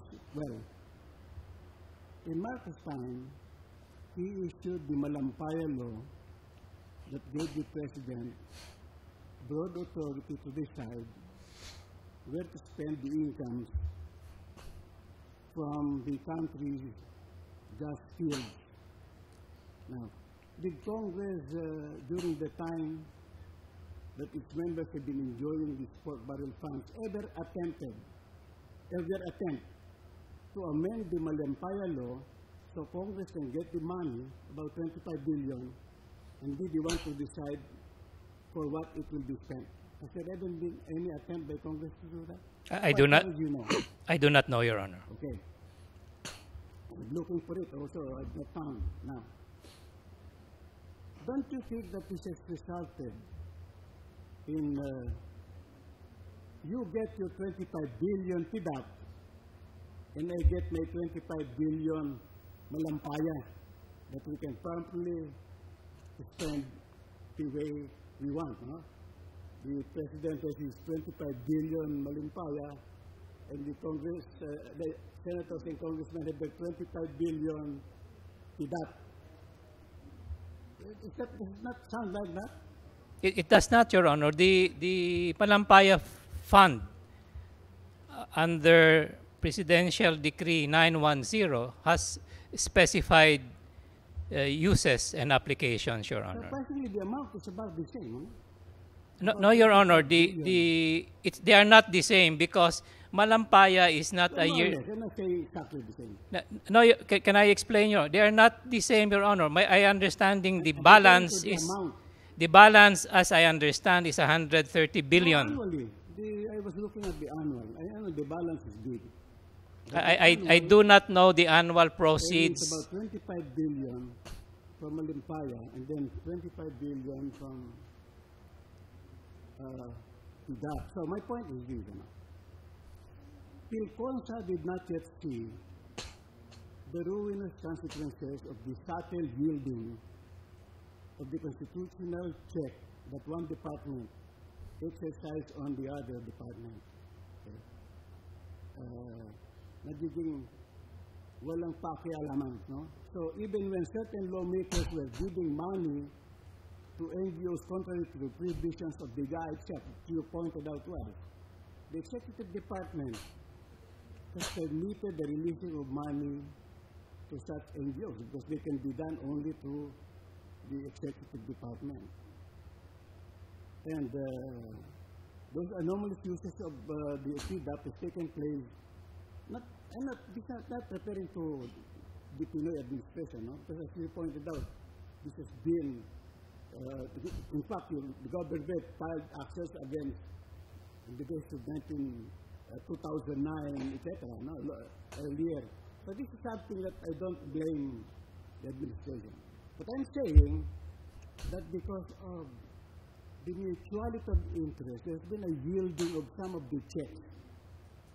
The check that the legislature exercised in fixing the items, isa sabi ni Justice Carpio na itemization of the amount. Parang in the disposition of the Malampaya funds, walang ganon. On the other hand, ito naman din sa for the part of the Pdaf, you see, the spending, the one who should identify the item should be Congress as a body. But this one, several items, 200 million for one and then 100 million for the other, they are determined by, the items are determined by the individual members, etc. And the President has not vetoed this, as he said, so done anything about it. So, these things that did not exist in fil-consa. The fact that even with the provisions that you provided restrictions, I saw them, that you showed to us, that the menu is like this. But I was reading it. Actually, it contained anything that the Congress wants. It's not really as if they're restricted to 2 or 3 items. If there's anything you like, it's there in the menu. It's better than the menu of Gloria Marie, you know? This one, menu is really, it can really choose almost anything. So in a way, I'm not convinced that that provided a restriction. No, it did not provide a restriction. Because the congressman can spend, in this kind of moderation and menu some selections, he can spend all his money, in NGO or something, just one. So there's no real restriction, those things that you showed them. So, I was going to ask you, what was the basis for the appropriation, what is the basis for the authority of the President to be the one to decide how the earnings from Malampaya will be spent? What is the authority of the President, the PD? On what is the constitutional basis of a law that appropriates about 1.5% of the national budget? No? Give it to the President and tell the President it is up to you how you want to spend it. It's for energy, but does not tell us how many hydroelectric plants, how many thermal plants, how many things needed for energy development is needed. It's just a lump sum amount of about 25 billion a year. Could you answer that? The basis, Your Honor, is the presidential decree is an act of the lawmaker, the lawmaking body. What provision of the Constitution is it based? The power of the purse, Your Honor. The power of the Congress to appropriate money for a public purpose. No, but the appropriation provided, the general appropriations act provide for an appropriations law. Even special funds have to have an appropriations law. But this one is not an appropriations law. The presidential decree is really a creation of a certain body. It is a creation of the manage all these things. Pero if you get on, this is certain appropriations law, and so you tell me what portion of what section of the Constitution, what provision of the Constitution are you relying on? Can I get my copy, Your Honor?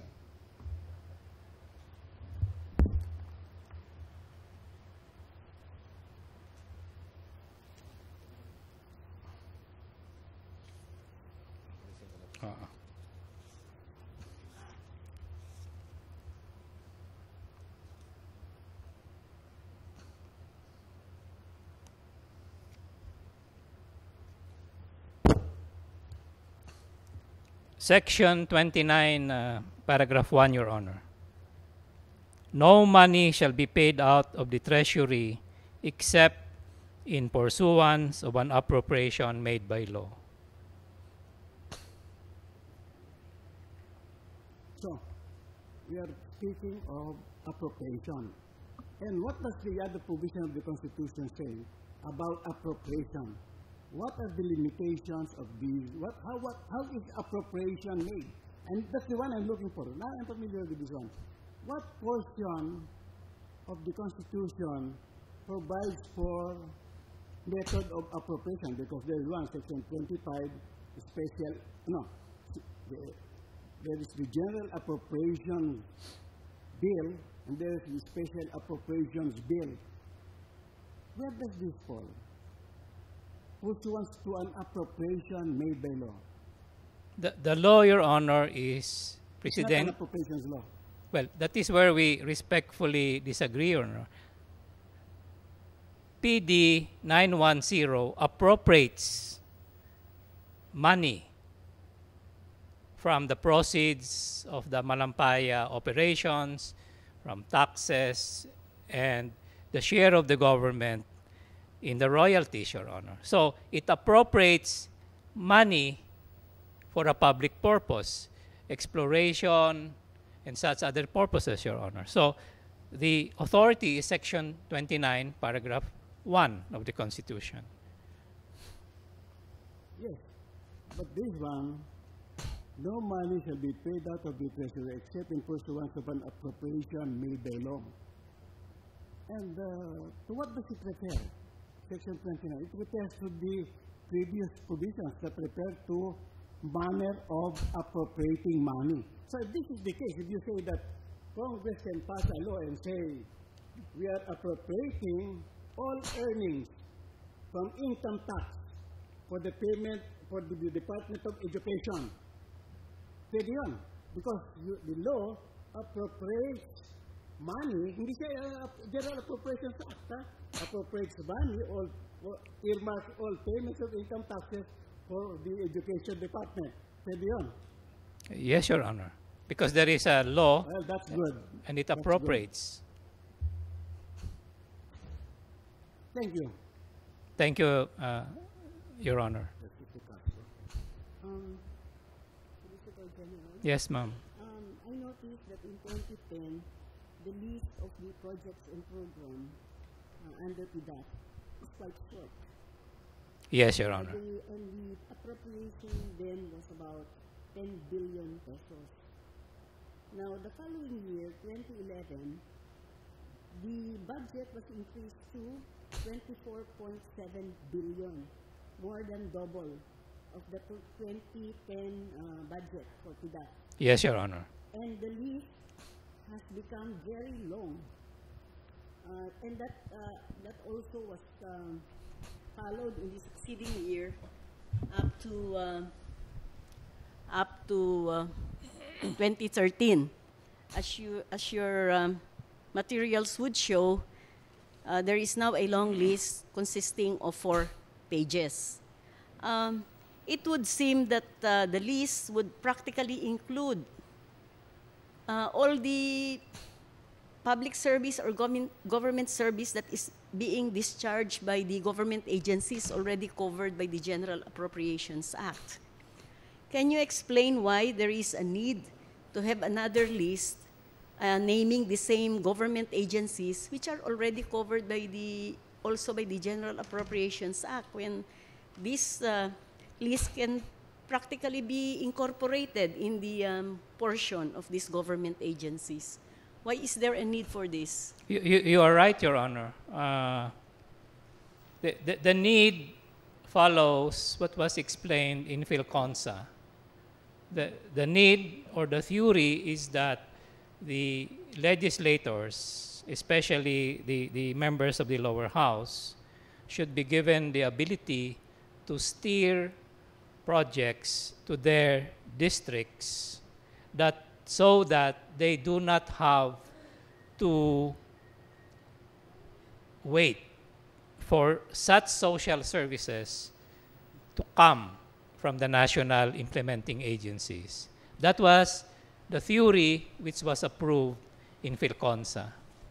Certainly, Madam, you can have another view, and I think your articulated view is, well, all of this money, just give it, for example, to the Department of Health, and they will give it to the hospitals, and all the indigents can go to the hospitals. That is another view. In fact, Your Honor, where we are today is the House is getting back to that view. As I said, on second reading, they already approved that insofar as the soft projects are concerned, this will now all go to the implementing agencies. For example, the Department of Health. And the Department of Health will get, I believe, an additional 5 billion. And it's up to the Department of Health to give this to the hospitals. And now the indigents will have to go to the hospitals. Those are views, Your Honor. And our submission is those are all constitutionally permissible views. In fil-consa, they said, you can allow constitutionally the congressmen to steer it to their districts. And that has been held to be constitutional up to today. Now, because of all of these criticisms and all of the abuses, the House is swinging to the other view. But our respectful submission is that either or both are both acceptable as a matter of a constitutional choice, Your Honor. It may be understandable if there are special circumstances or contingencies that must be met. But in this instance, the appropriation has ballooned to a very huge amount, and the list has become inordinately lengthy. So it would practically, it would seem that juggling of funds within this list is very easy to do. And I'd like you to say if this will not violate the provision of the Constitution stating that no law shall be passed authorizing any transfer of appropriation. Now, if you make a very long list and you provide a very big budget, and there are no itemized amount for each of these programs or projects mentioned in the list, wouldn't it facilitate the juggling of funds, the 24.7 billion among these projects consisting of 4 pages here in the General Appropriations Act? Can I respond, Your Honor? Yes. First, I am not in a position to explain why the Pdaf doubled from 10 to more than 20. On the list, yes, Your Honor, the list got longer, but we respectfully call your attention that the list is all of 7 major applications, health, education. One way to look at it, indeed, is the list has become longer, but the other view is when the list has become more detailed, Your Honor. And precisely the detail is to constrain the use of the funds. So one view is it has got longer, but it has got longer, but the uses are still 7. And as to your question, as to your comment, Your Honor, under the system, can there be juggling of funds? Our answer, Your Honor, is no. Precisely the list limits the member of Congress to, for example, for the members of the House, 30 million for soft, 70 million for hard. You cannot cross the line. And within the 30 soft, you have to be within the menu, which only lists 7, Your Honor. So our answer is no. There cannot be juggling of funds. But would you not admit that it's possible to transfer funds from one project to another under this provision where you do not have any itemized budget for each of these projects and programs listed in the GAA? Because we've lost sight of the general prohibition in the Constitution that funds cannot be transferred from one item to another. Before we go to savings, we have to deal with that provision of the Constitution, that there can be no transfer of funds. But if this is the way the law is written, look at this, 30 million for soft projects insofar as the congressmen are concerned. But there's no itemization of the amount for the programs and projects mentioned. So he can put 20 million here, 10 million there, or 5 million in one project, another 5 million in another project, and it will be up to the legislator to decide that. So there is no need. The provision of the Constitution on the transfer of appropriation will practically be nullified. Well, our answer, you're correct. A congressman, for example, can choose to put all of it into scholarship, all his 30 million in scholarship, or put all of it to fund indigent patients.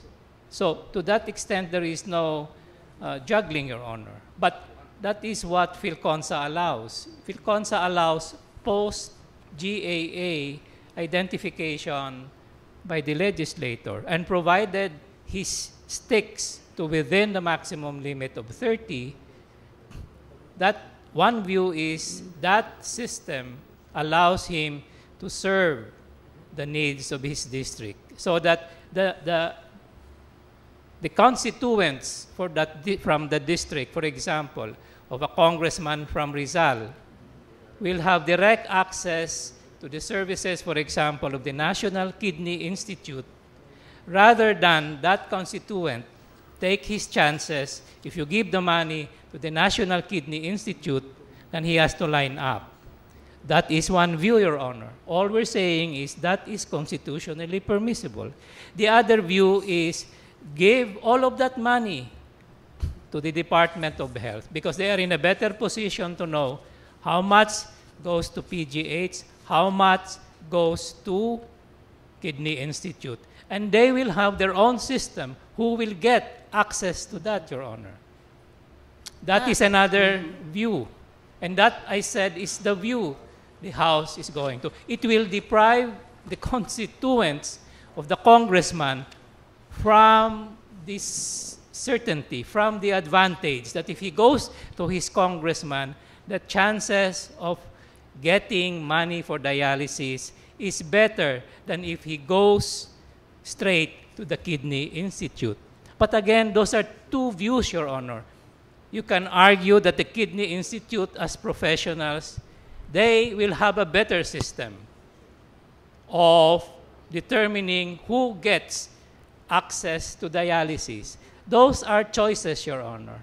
We say policy choices, and either way, you can decide there is no constitutional infirmity. All we're saying is, under fil-consa, and up to now, that choice has been permitted the Congress. But now that the Congress realizes all of the problems, they are going the other way. And that is also constitutionally permissible. I will not argue with you about wisdom or policy. I just want to see to it that this provision of the Constitution about the prohibition on the transfer of appropriation is not violated by the law.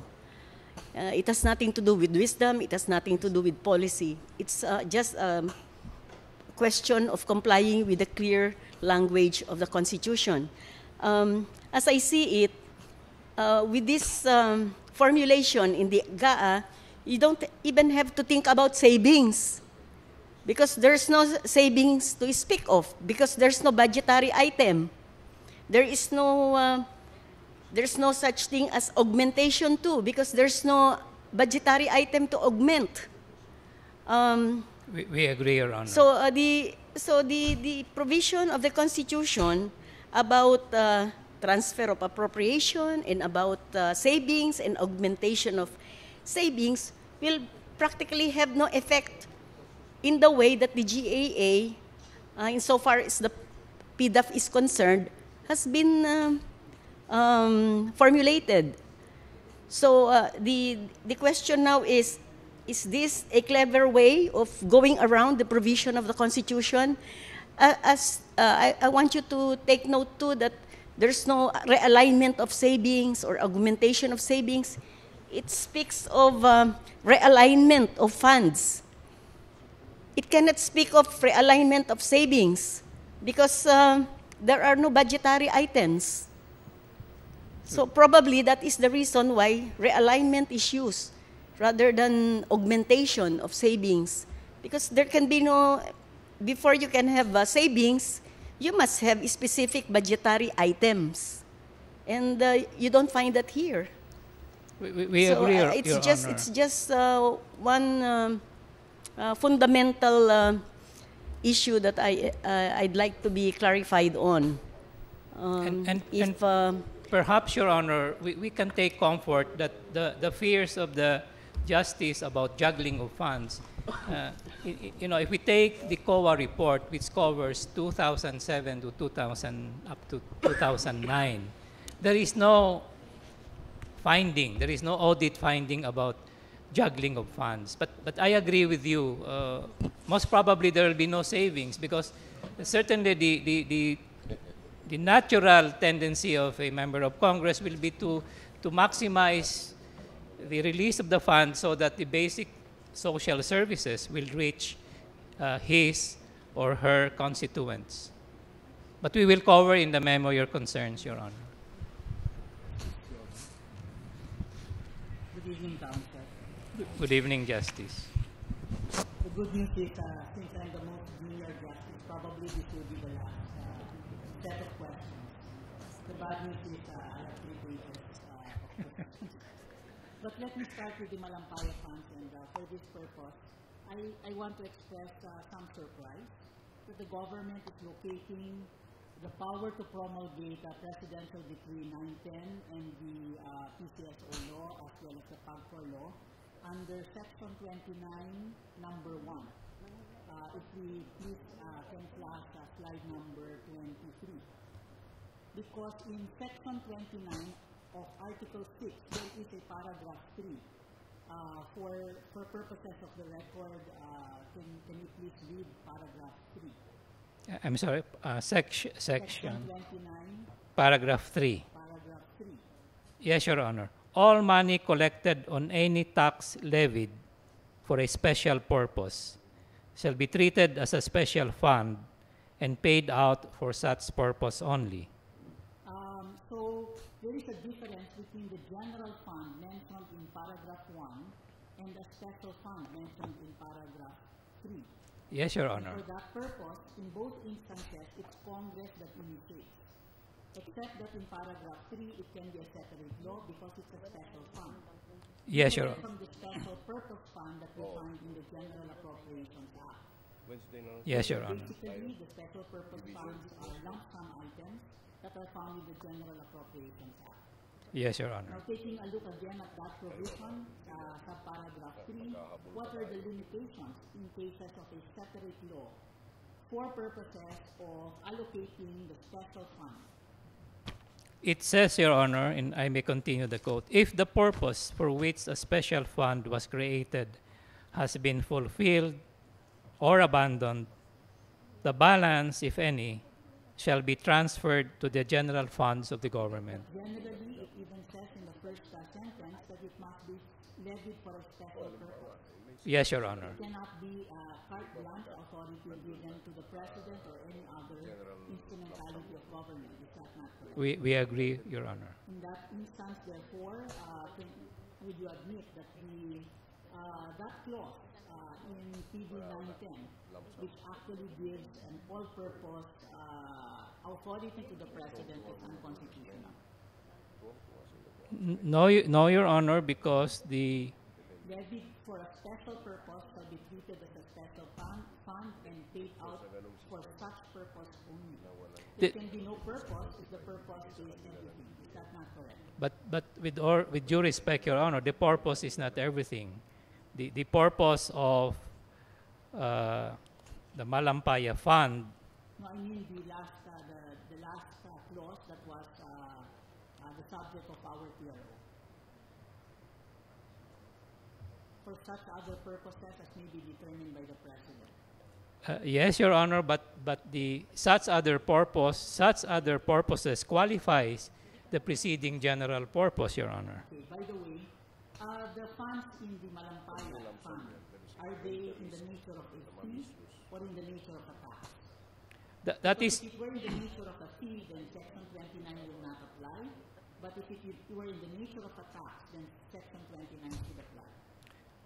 That is why, Your Honor, we made mention of Section 1, because technically there is no tax levied. The funds come from fees and also royalties. So we are conscious that if we point only to 29.3, an argument may be made that it is not a special fund. But having said that, Your Honor, we believe we believe that we are falling both on 1 and 3, Your Honor.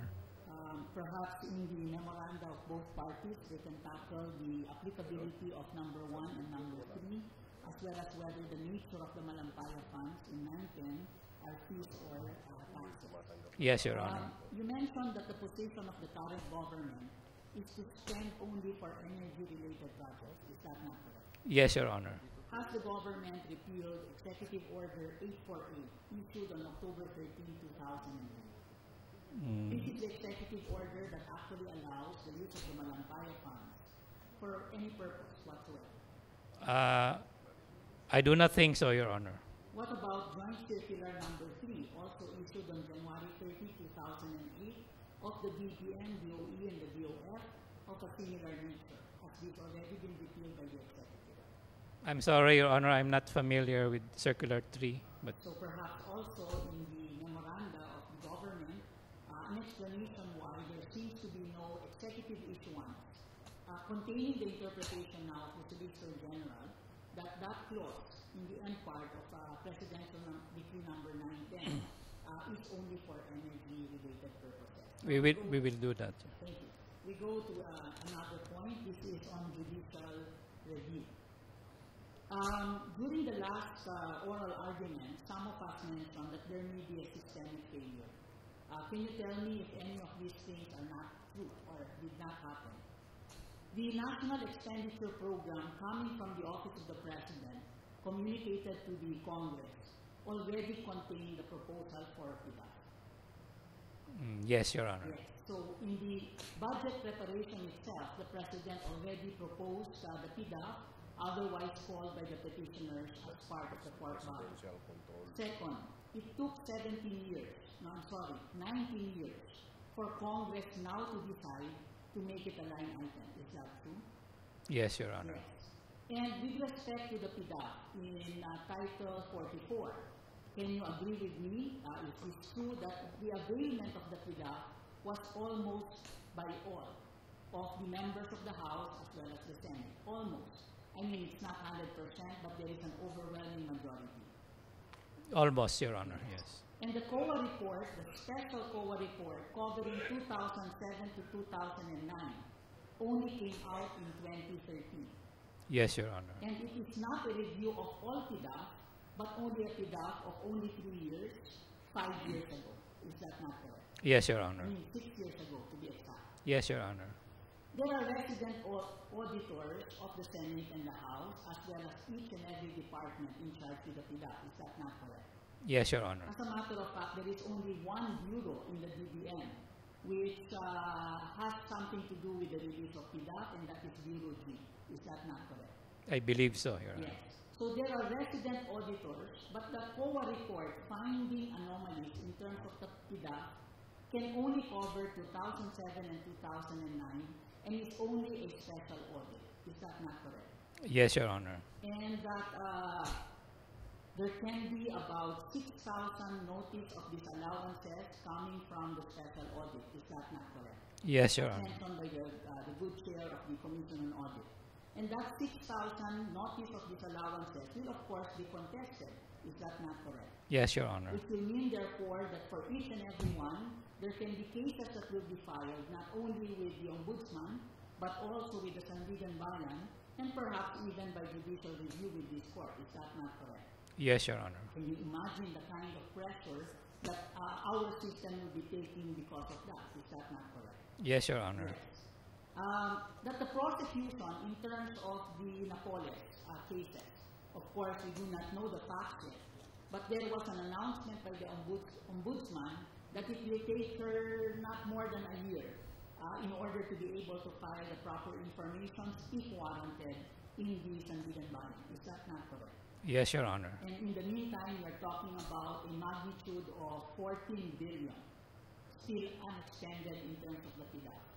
Yes, Your Honor. And as we noticed last session, 14 billion is close to the budget of the Judiciary, which is only 18 billion, give or take 4 billion only. Is that not correct? Yes, Your Honor. So we are hemorrhaging in terms of the Pdaf. Well, 2007 to 2009 identified very minutely some of the ways by which the pork barrel leaks out of the system. And therefore, probably we can assume that there are still leakages from 2009 to 2013. And if we continue with the Pdaf, even for the last semester of 2013, that there could be leakages. Is that not correct? That would be a not unreasonable assumption, Your Honor. Yes. So therefore, we do have a systemic problem, correct?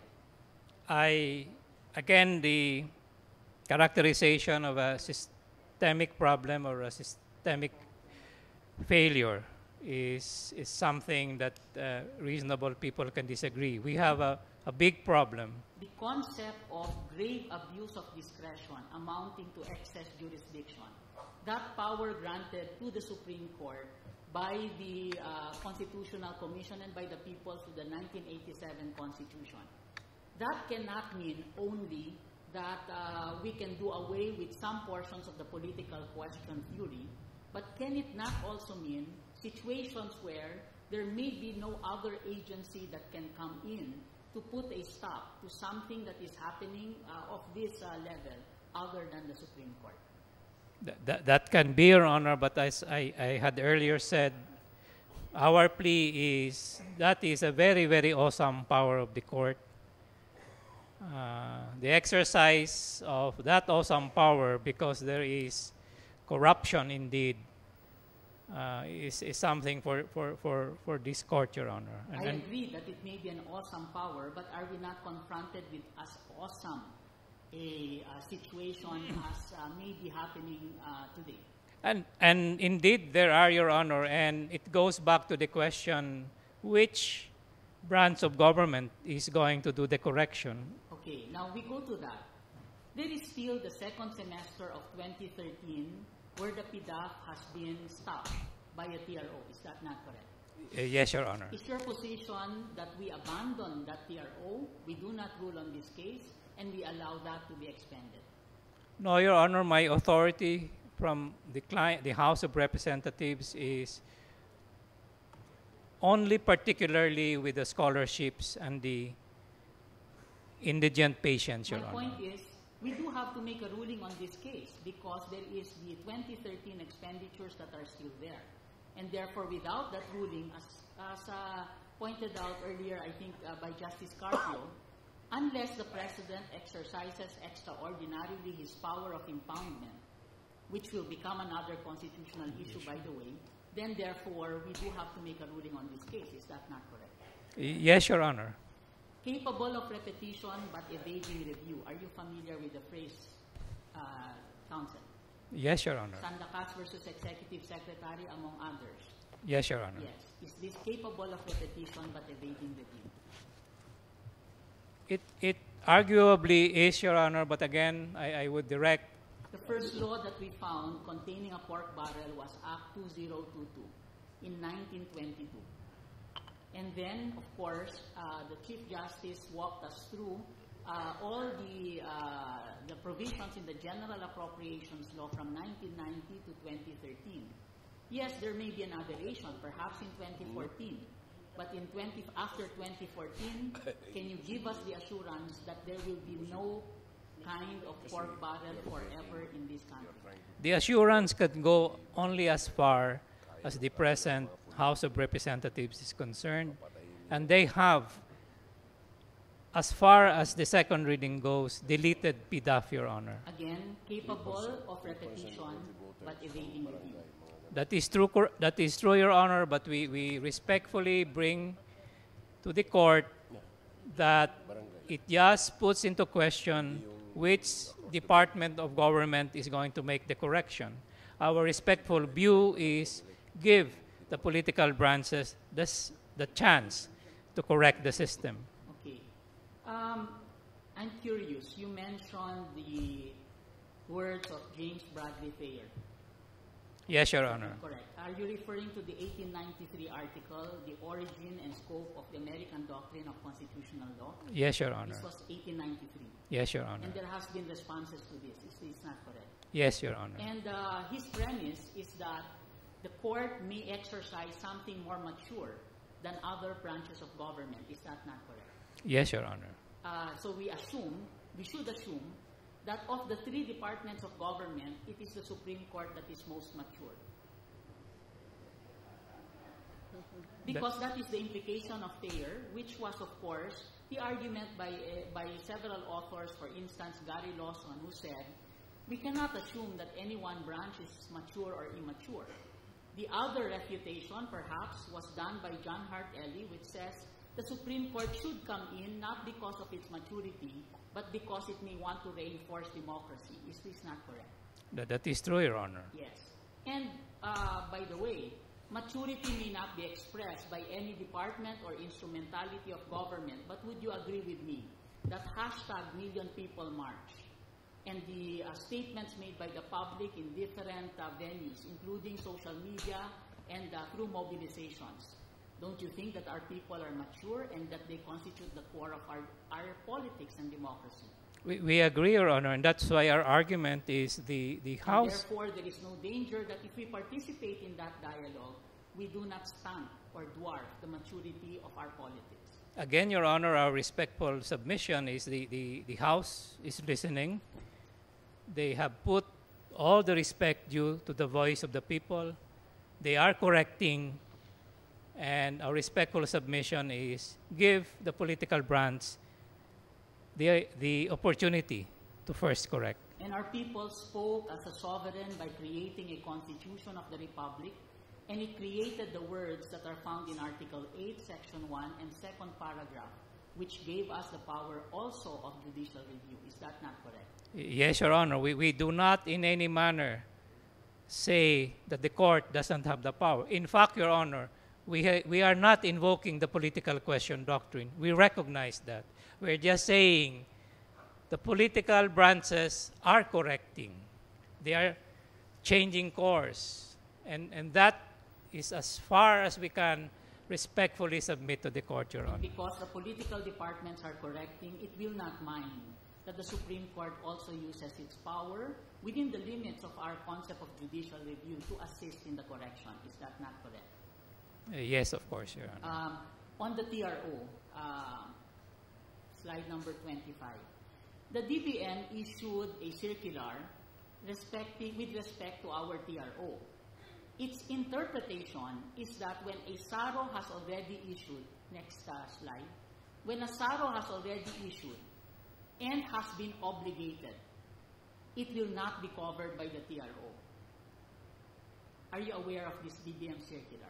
Not the circular, but the idea behind it, Your Honor. The TRO stopped any release is the issuance of a SARO, in your opinion, a release? Yes, Your Honor. It has already been released, Your Honor. But we stopped the release. We are reading something into our TRO. And the name of the instrument is called a Special Allotment Release Order. That's why, Your Honor, the circular says has been obligated, Your Honor. Yes. Meaning there is already a notice of cash NCA. Doesn't our TRO also cover all the way to SAROs that even if obligated, it should be stopped? With all due respect, Your Honor, the view is that, a respectful view, Your Honor, is that if the money has already been obligated, and in fact, partly spent especially, then it is not within the coverage of the TRO. You cover this also in your memoranda as to the concept of release. I think also the petitioners might want to take a look at this. And if this is so, that if there is a SARO that has been obligated, and the interpretation of the DBM is that they may continue up till disbursement, are you still continuing with your prayer to partially lift the TRO? Yes, Your Honor, as a general proposition, and especially with, again, only the scholars and only the indigent patients, because I understand there are a lot of patients and there are a lot of scholars where the applicable SAROs have not even been released yet. Are you aware of pages 126 to 127 of the COA Special Report, which identifies that there have been ghost students and ghost indigents? I will go to it, Your Honor. Probably you can take a look at it at some time. And that, in fact, the Table M of the Annex of the COA Special Report identifies 26.7 million issued in Tobacco City, where it was issued to students who might not even have been enrolled in certain colleges. Are you aware of this, Mr. Solicitor General? No, Your Honor, because my understanding is these are all released to CHED for universities or state universities and colleges, Your Honor. Given the COA report, can you assure this court, alongside with your prayer to partially lift the TRO, can you assure this court that of the 500,000 scholars that are mentioned, none of them are ghosts? I cannot assure this court, Your Honor. But if, in the scale of things, 26 million was under question by COA, and I don't know how many number. Again, I don't have the figures, Your Honor, but we appeal to this honorable court, even with figures unseen. This honorable court, for example, can order that there be releases, or it can lift partially, and there can be heightened reporting reports for all of this. Are you aware of the recent decision of this court and bank, which was unanimous, in Cuenco versus Vicente Soto Memorial Hospital? Yes, Your Honor. Where it was shown that a congressman already had a satellite office in a government hospital, and that they were the ones already disbursing the monies. Yes, Your Honor. And yet you are asking the court now to issue a partial lifting of the TRO in favor of indigent patients. Again, Your Honor, because only we do not know the exact facts. And I will argue to you, Your Honors, and we don't know the magnitudes. But think about it. If there is just one scholar who is legitimate, and there is just one patient who needs to go to the NKI for a dialysis. But I don't know, so I don't have the figures to convince you, despite the tobacco albay, and that is not correct. That is the problem of the House of Representatives. Sure. We have no way to tell you who of the almost 500,000. I cannot tell you how big or how small. But a scholar is a scholar. And if there is one legitimate scholar who cannot matriculate, and if there is one there is one kidney patient who cannot have dialysis. I wish I knew the number, Your Honors, but I don't. But you are right, and I cannot dispute what you're saying, Your Honor. That is why we go to this court asking on humanitarian reasons, and we are willing to stipulate, have all of the special safeguards that you have. Charges have been filed. I would believe it behooves any congressman now, any congressman who will still use his TRRO, given all of this publicity, will run the risk, Your Honor. So I plead, because unfortunately, because of time constraints, we don't have the numbers. Thank you, Counsel, and to hear your plea. But also, back of our minds, we are thinking 26.7 million wasted could have paid for a lot of scholarships for dialysis, or the billions that were in the COA report could have also been spent in that way. But let's go to another point. On the special provisions, and I will not go through the questions that were already asked, just a question. In Section 2, it mentions priority lists of implementing agencies. Have the implementing agencies indeed presented priority lists to the members of Congress before disbursement? My understanding is not really, Your Honor. So in other words, the Pdaf was expended without the priority list requirements of the implementing agencies? That is so much in the COA report, Your Honor. So there was no safeguard? The safeguards, Your Honor, are contained in the applicable GP-PB resolution circular and in the MOA circular. Before, they all provide the choice of the NGO has to be bidded out. The NGO has to give a program of work. The NGO has to give equity, 30%. So despite the safeguard provided in the law, because the congressmen or senators were interested, and the DPM was also interested in expanding it, the check was not followed. The check that there should be a priority list was not followed. Yes, Your Honor. The petitioner's question, quote and unquote, the pork barrel system. Of course, the petition could have been more specific as to what provision, but I am assuming that it includes the VILP, various infrastructure for local projects. Can we go to slide 21? This is from the Appropriations Act. Can you take a look at this? This is the DPWH item. You see, in most of the items, it is very specific. As you can see, number 32 and 33 are very specific items.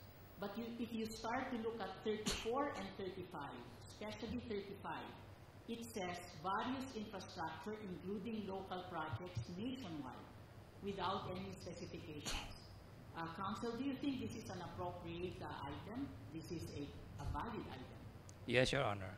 Various infrastructure projects nationwide, 5 million, without specifying what project that is. It is limited to infrastructure projects. So the President can choose whatever projects it wants. Provided they are infrastructure, Your Honor. As a matter of fact, if there are savings in the executive branch, then he may augment that item. Is that not correct? As a general proposition, he may yes. augment that item to, let us say, 10 million. Is that not correct? As a general proposition, yes. Or theoretically to 1 billion. Is that not correct? I would not know if that would happen, Your Honor. Is there any limitation in law or in the Constitution as to the amount of augmentation? There is none, correct? So if it were it will depend on the savings, Your Honor. And the savings, therefore, will create a separate budget within a budget because the provision is very broad. Is that not correct? That may be possible, Your Is Honor. this pork barrel? No, Your Honor. It is not pork barrel because there are no special provisions that safeguards its expenditures. Is that not correct? It is a allocation to a line agency, Your Honor. Yes, but so it's not pork barrel because there are no special provisions to protect it, correct? And therefore, the President, upon recommendation of a congressman or a senator, can spend within this item. Is that not correct? That could be possible, So Your Honor. is this a secret pork barrel, Counsel? I would not characterize it as such, Your Honor. Okay. Perhaps petitioners can help us by defining what they meant by the pork barrel system in terms of this particular law. Now, going to Title 44. First, can I ask you whether each legislative district will be getting the same amount under that title? Each legislator gets 70 million. Is that not correct? There will be no appropriation like that, Your Honor. No, I mean in terms of Title 44, right now, at present. Oh, I'm sorry. Of the 24 billion, each member of the House of Representatives and a party list gets 70 million. Is that not correct? Yes, Your Honor. Second, that each senator gets 200 million. Is that not correct? Yes, Your Honor. Let's go to congressional districts. Are they of the same size? No, Your Honor. So there can be smaller congressional districts and very big congressional districts. Is that not correct? Yes, Your Honor. And there are congressional districts that have smaller populations and Yes, Your Honor. Batanes, for instance, has about 4,000 to 5,000 voters. Is that not correct? I believe so. Whereas my district, which is District 3, has definitely more than that. Is that not correct? I believe so, Your Honor. And therefore, there are different in sizes. Yes, Your Honor. Metro Manila, congressional districts, each of them earn in the millions. Is that not correct? As there are poorer congressional districts that do not earn in the millions or even billions. Is that not correct? Yes, Your Honor. So the for that matter is allocated not on the basis of size, not on the basis of population, not on the basis of the amounts now available to the local government units. Is that not correct? Yes, Your Honor. It is allocated on the basis of congressmen and senators. Is that not correct? Yes, Your Honor. So it's an appropriation for a congressman and a senator. Is that not correct? Members of the House or members of the Senate, because this is not their function, but simply because members of the Senate. Well, it's allocated to them as members, yes, Your Honor.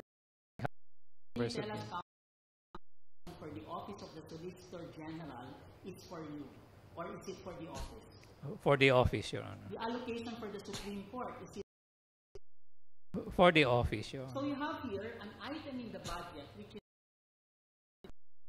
not for a congressional district. Is that not correct? Well, for both, Your Honor. Is this a value? That is what was allowed by fil-consa. This issue was debated. Do you allow the districts to have... What the about the participation of the member of the House and the Senate. Now we are talking about the allocation, the appropriation. You can appropriate for a bridge. You can appropriate for a schoolhouse. But can you appropriate for a legislator?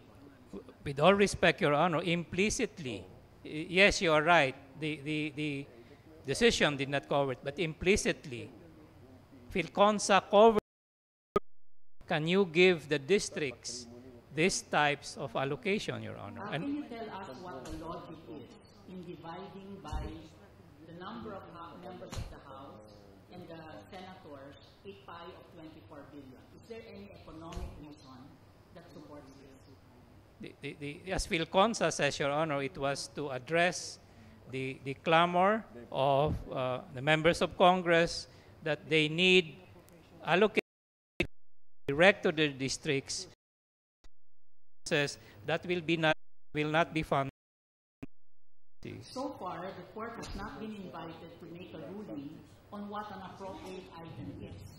Would you agree with me, counsel, that an appropriate item should include an item that is not so broad, like and also should per legislator?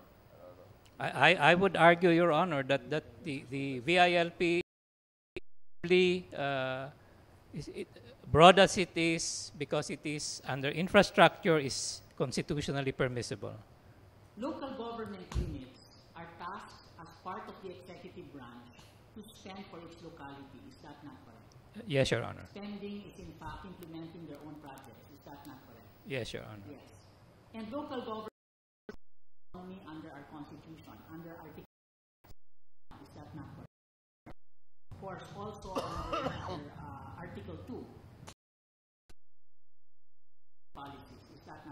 Yes, Your Honor.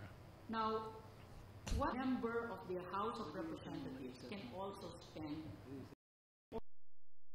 the expenditure of a particular government unit? Isn't this violative of their local autonomy?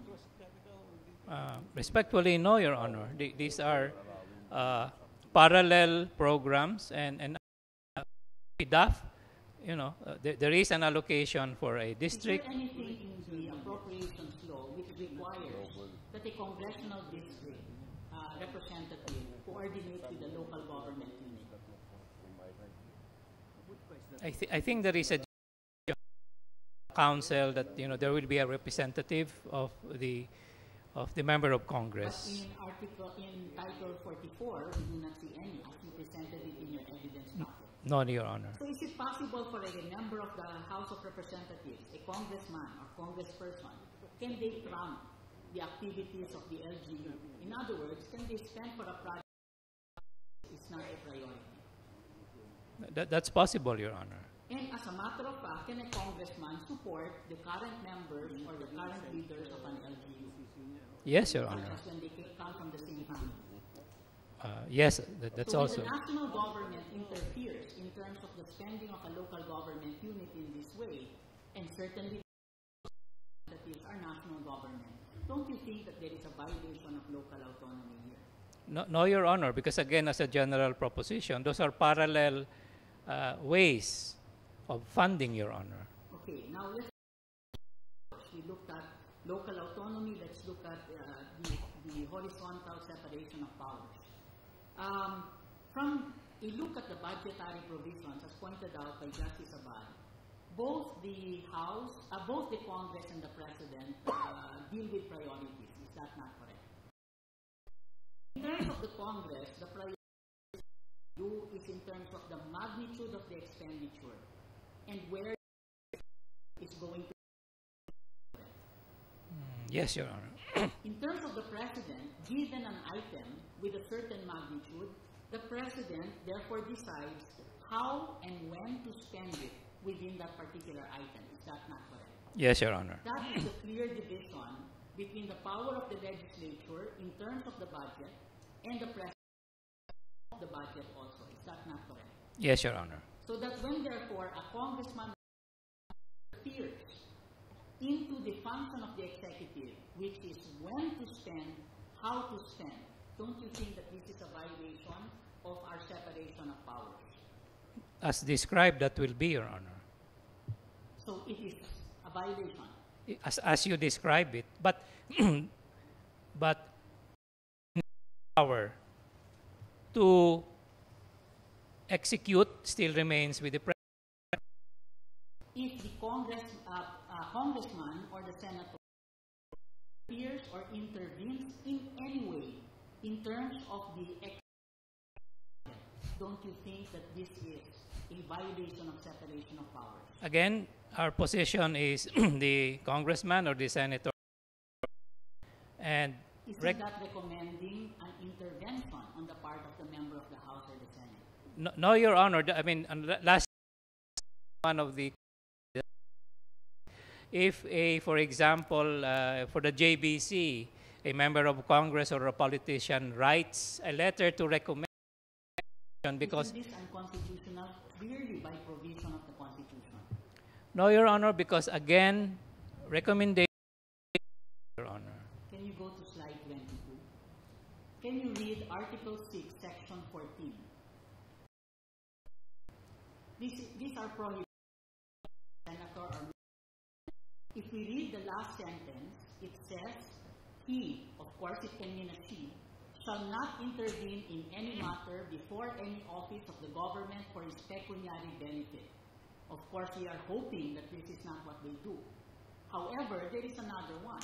Or where he to act the member of the House or the Senate cannot intervene in the affairs of the executive. As a general proposition, yes, Your Honor, but so even to recommend a project, even to help identify the House or the Senate upon on account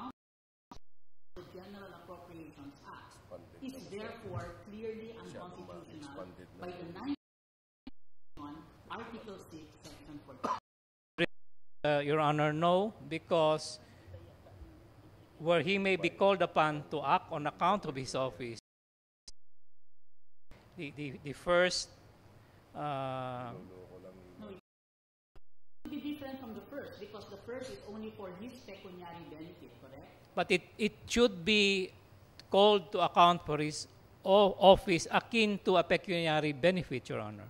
I'm sorry, as a prohibition, It- that it- no it- senator or member of the House may intervene where he may be called upon to act on account of his office. Is that not correct? That's correct, Your Honor. And if there is any portion of the appropriations law, which is only law, which includes Title 44, in fact encourages the participation of a member of the House or the Senate, then therefore that is clearly unconstitutional. Well, again, Your Honor, in the context of Pdaf, fil-consa said, I'm post. sorry, Counsel, was this section invoked in the case of fil-consa? No, Your Honor. But again, Was this invoked in the case of Lam? no, Your Honor. Thank you. Yes, Justice Castillo. Just one brief follow-up question. An impassioned plea for the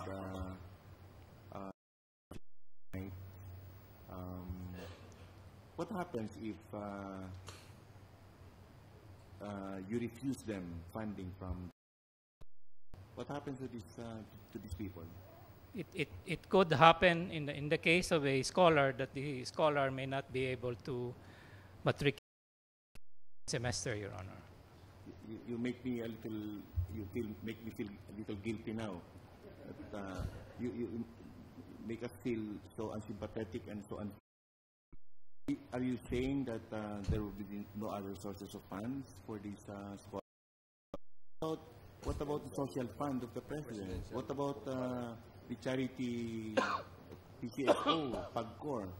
Can we tap them to finance in the meantime? They can.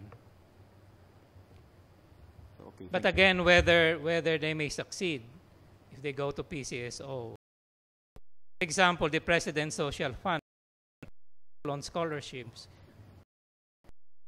They can the family, they can tap relatives and friends. You are right, Your Honor, and we have absolutely no intention to make the Honorable Court guilty. We're just saying, under the Pdaf system, those students are enrolled. Thank you, Counsel. I feel a little better now. Thank you, Justice. To what Justice Del Castillo raised. PCS benefit Yes, Your Honor. fund has what is now the balance of the Presidential Social Fund? Must be billions. Yes. Fund can be tapped for indigent patients.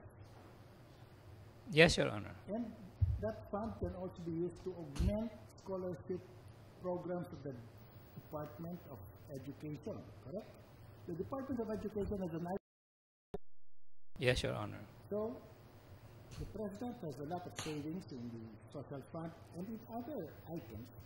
It can just be realigned. It can be done if the President wants to do it.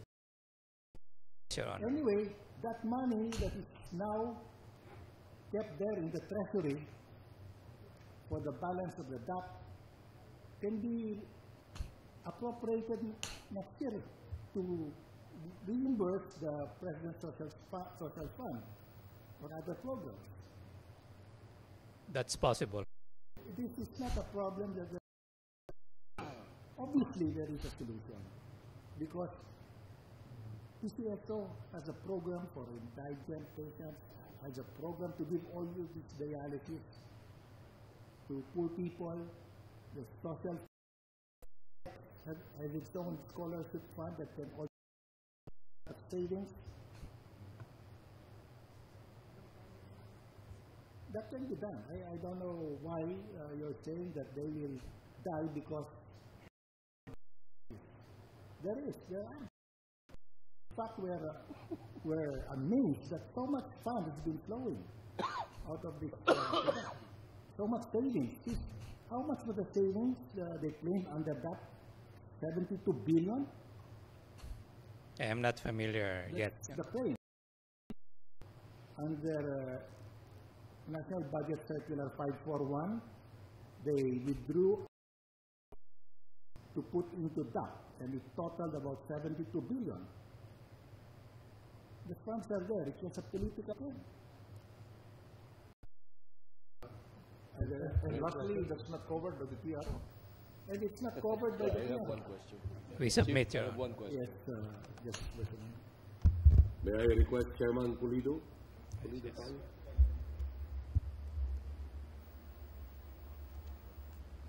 We have heard a while ago that there should be, as was outlined also the last time, there should be a priority list of a congressman or a senator to identify a project under the Pdaf. Now, this is a hypothetical question, because I'm not going to prejudge any irregularity. Will you consider it a ground if there was that is first existing before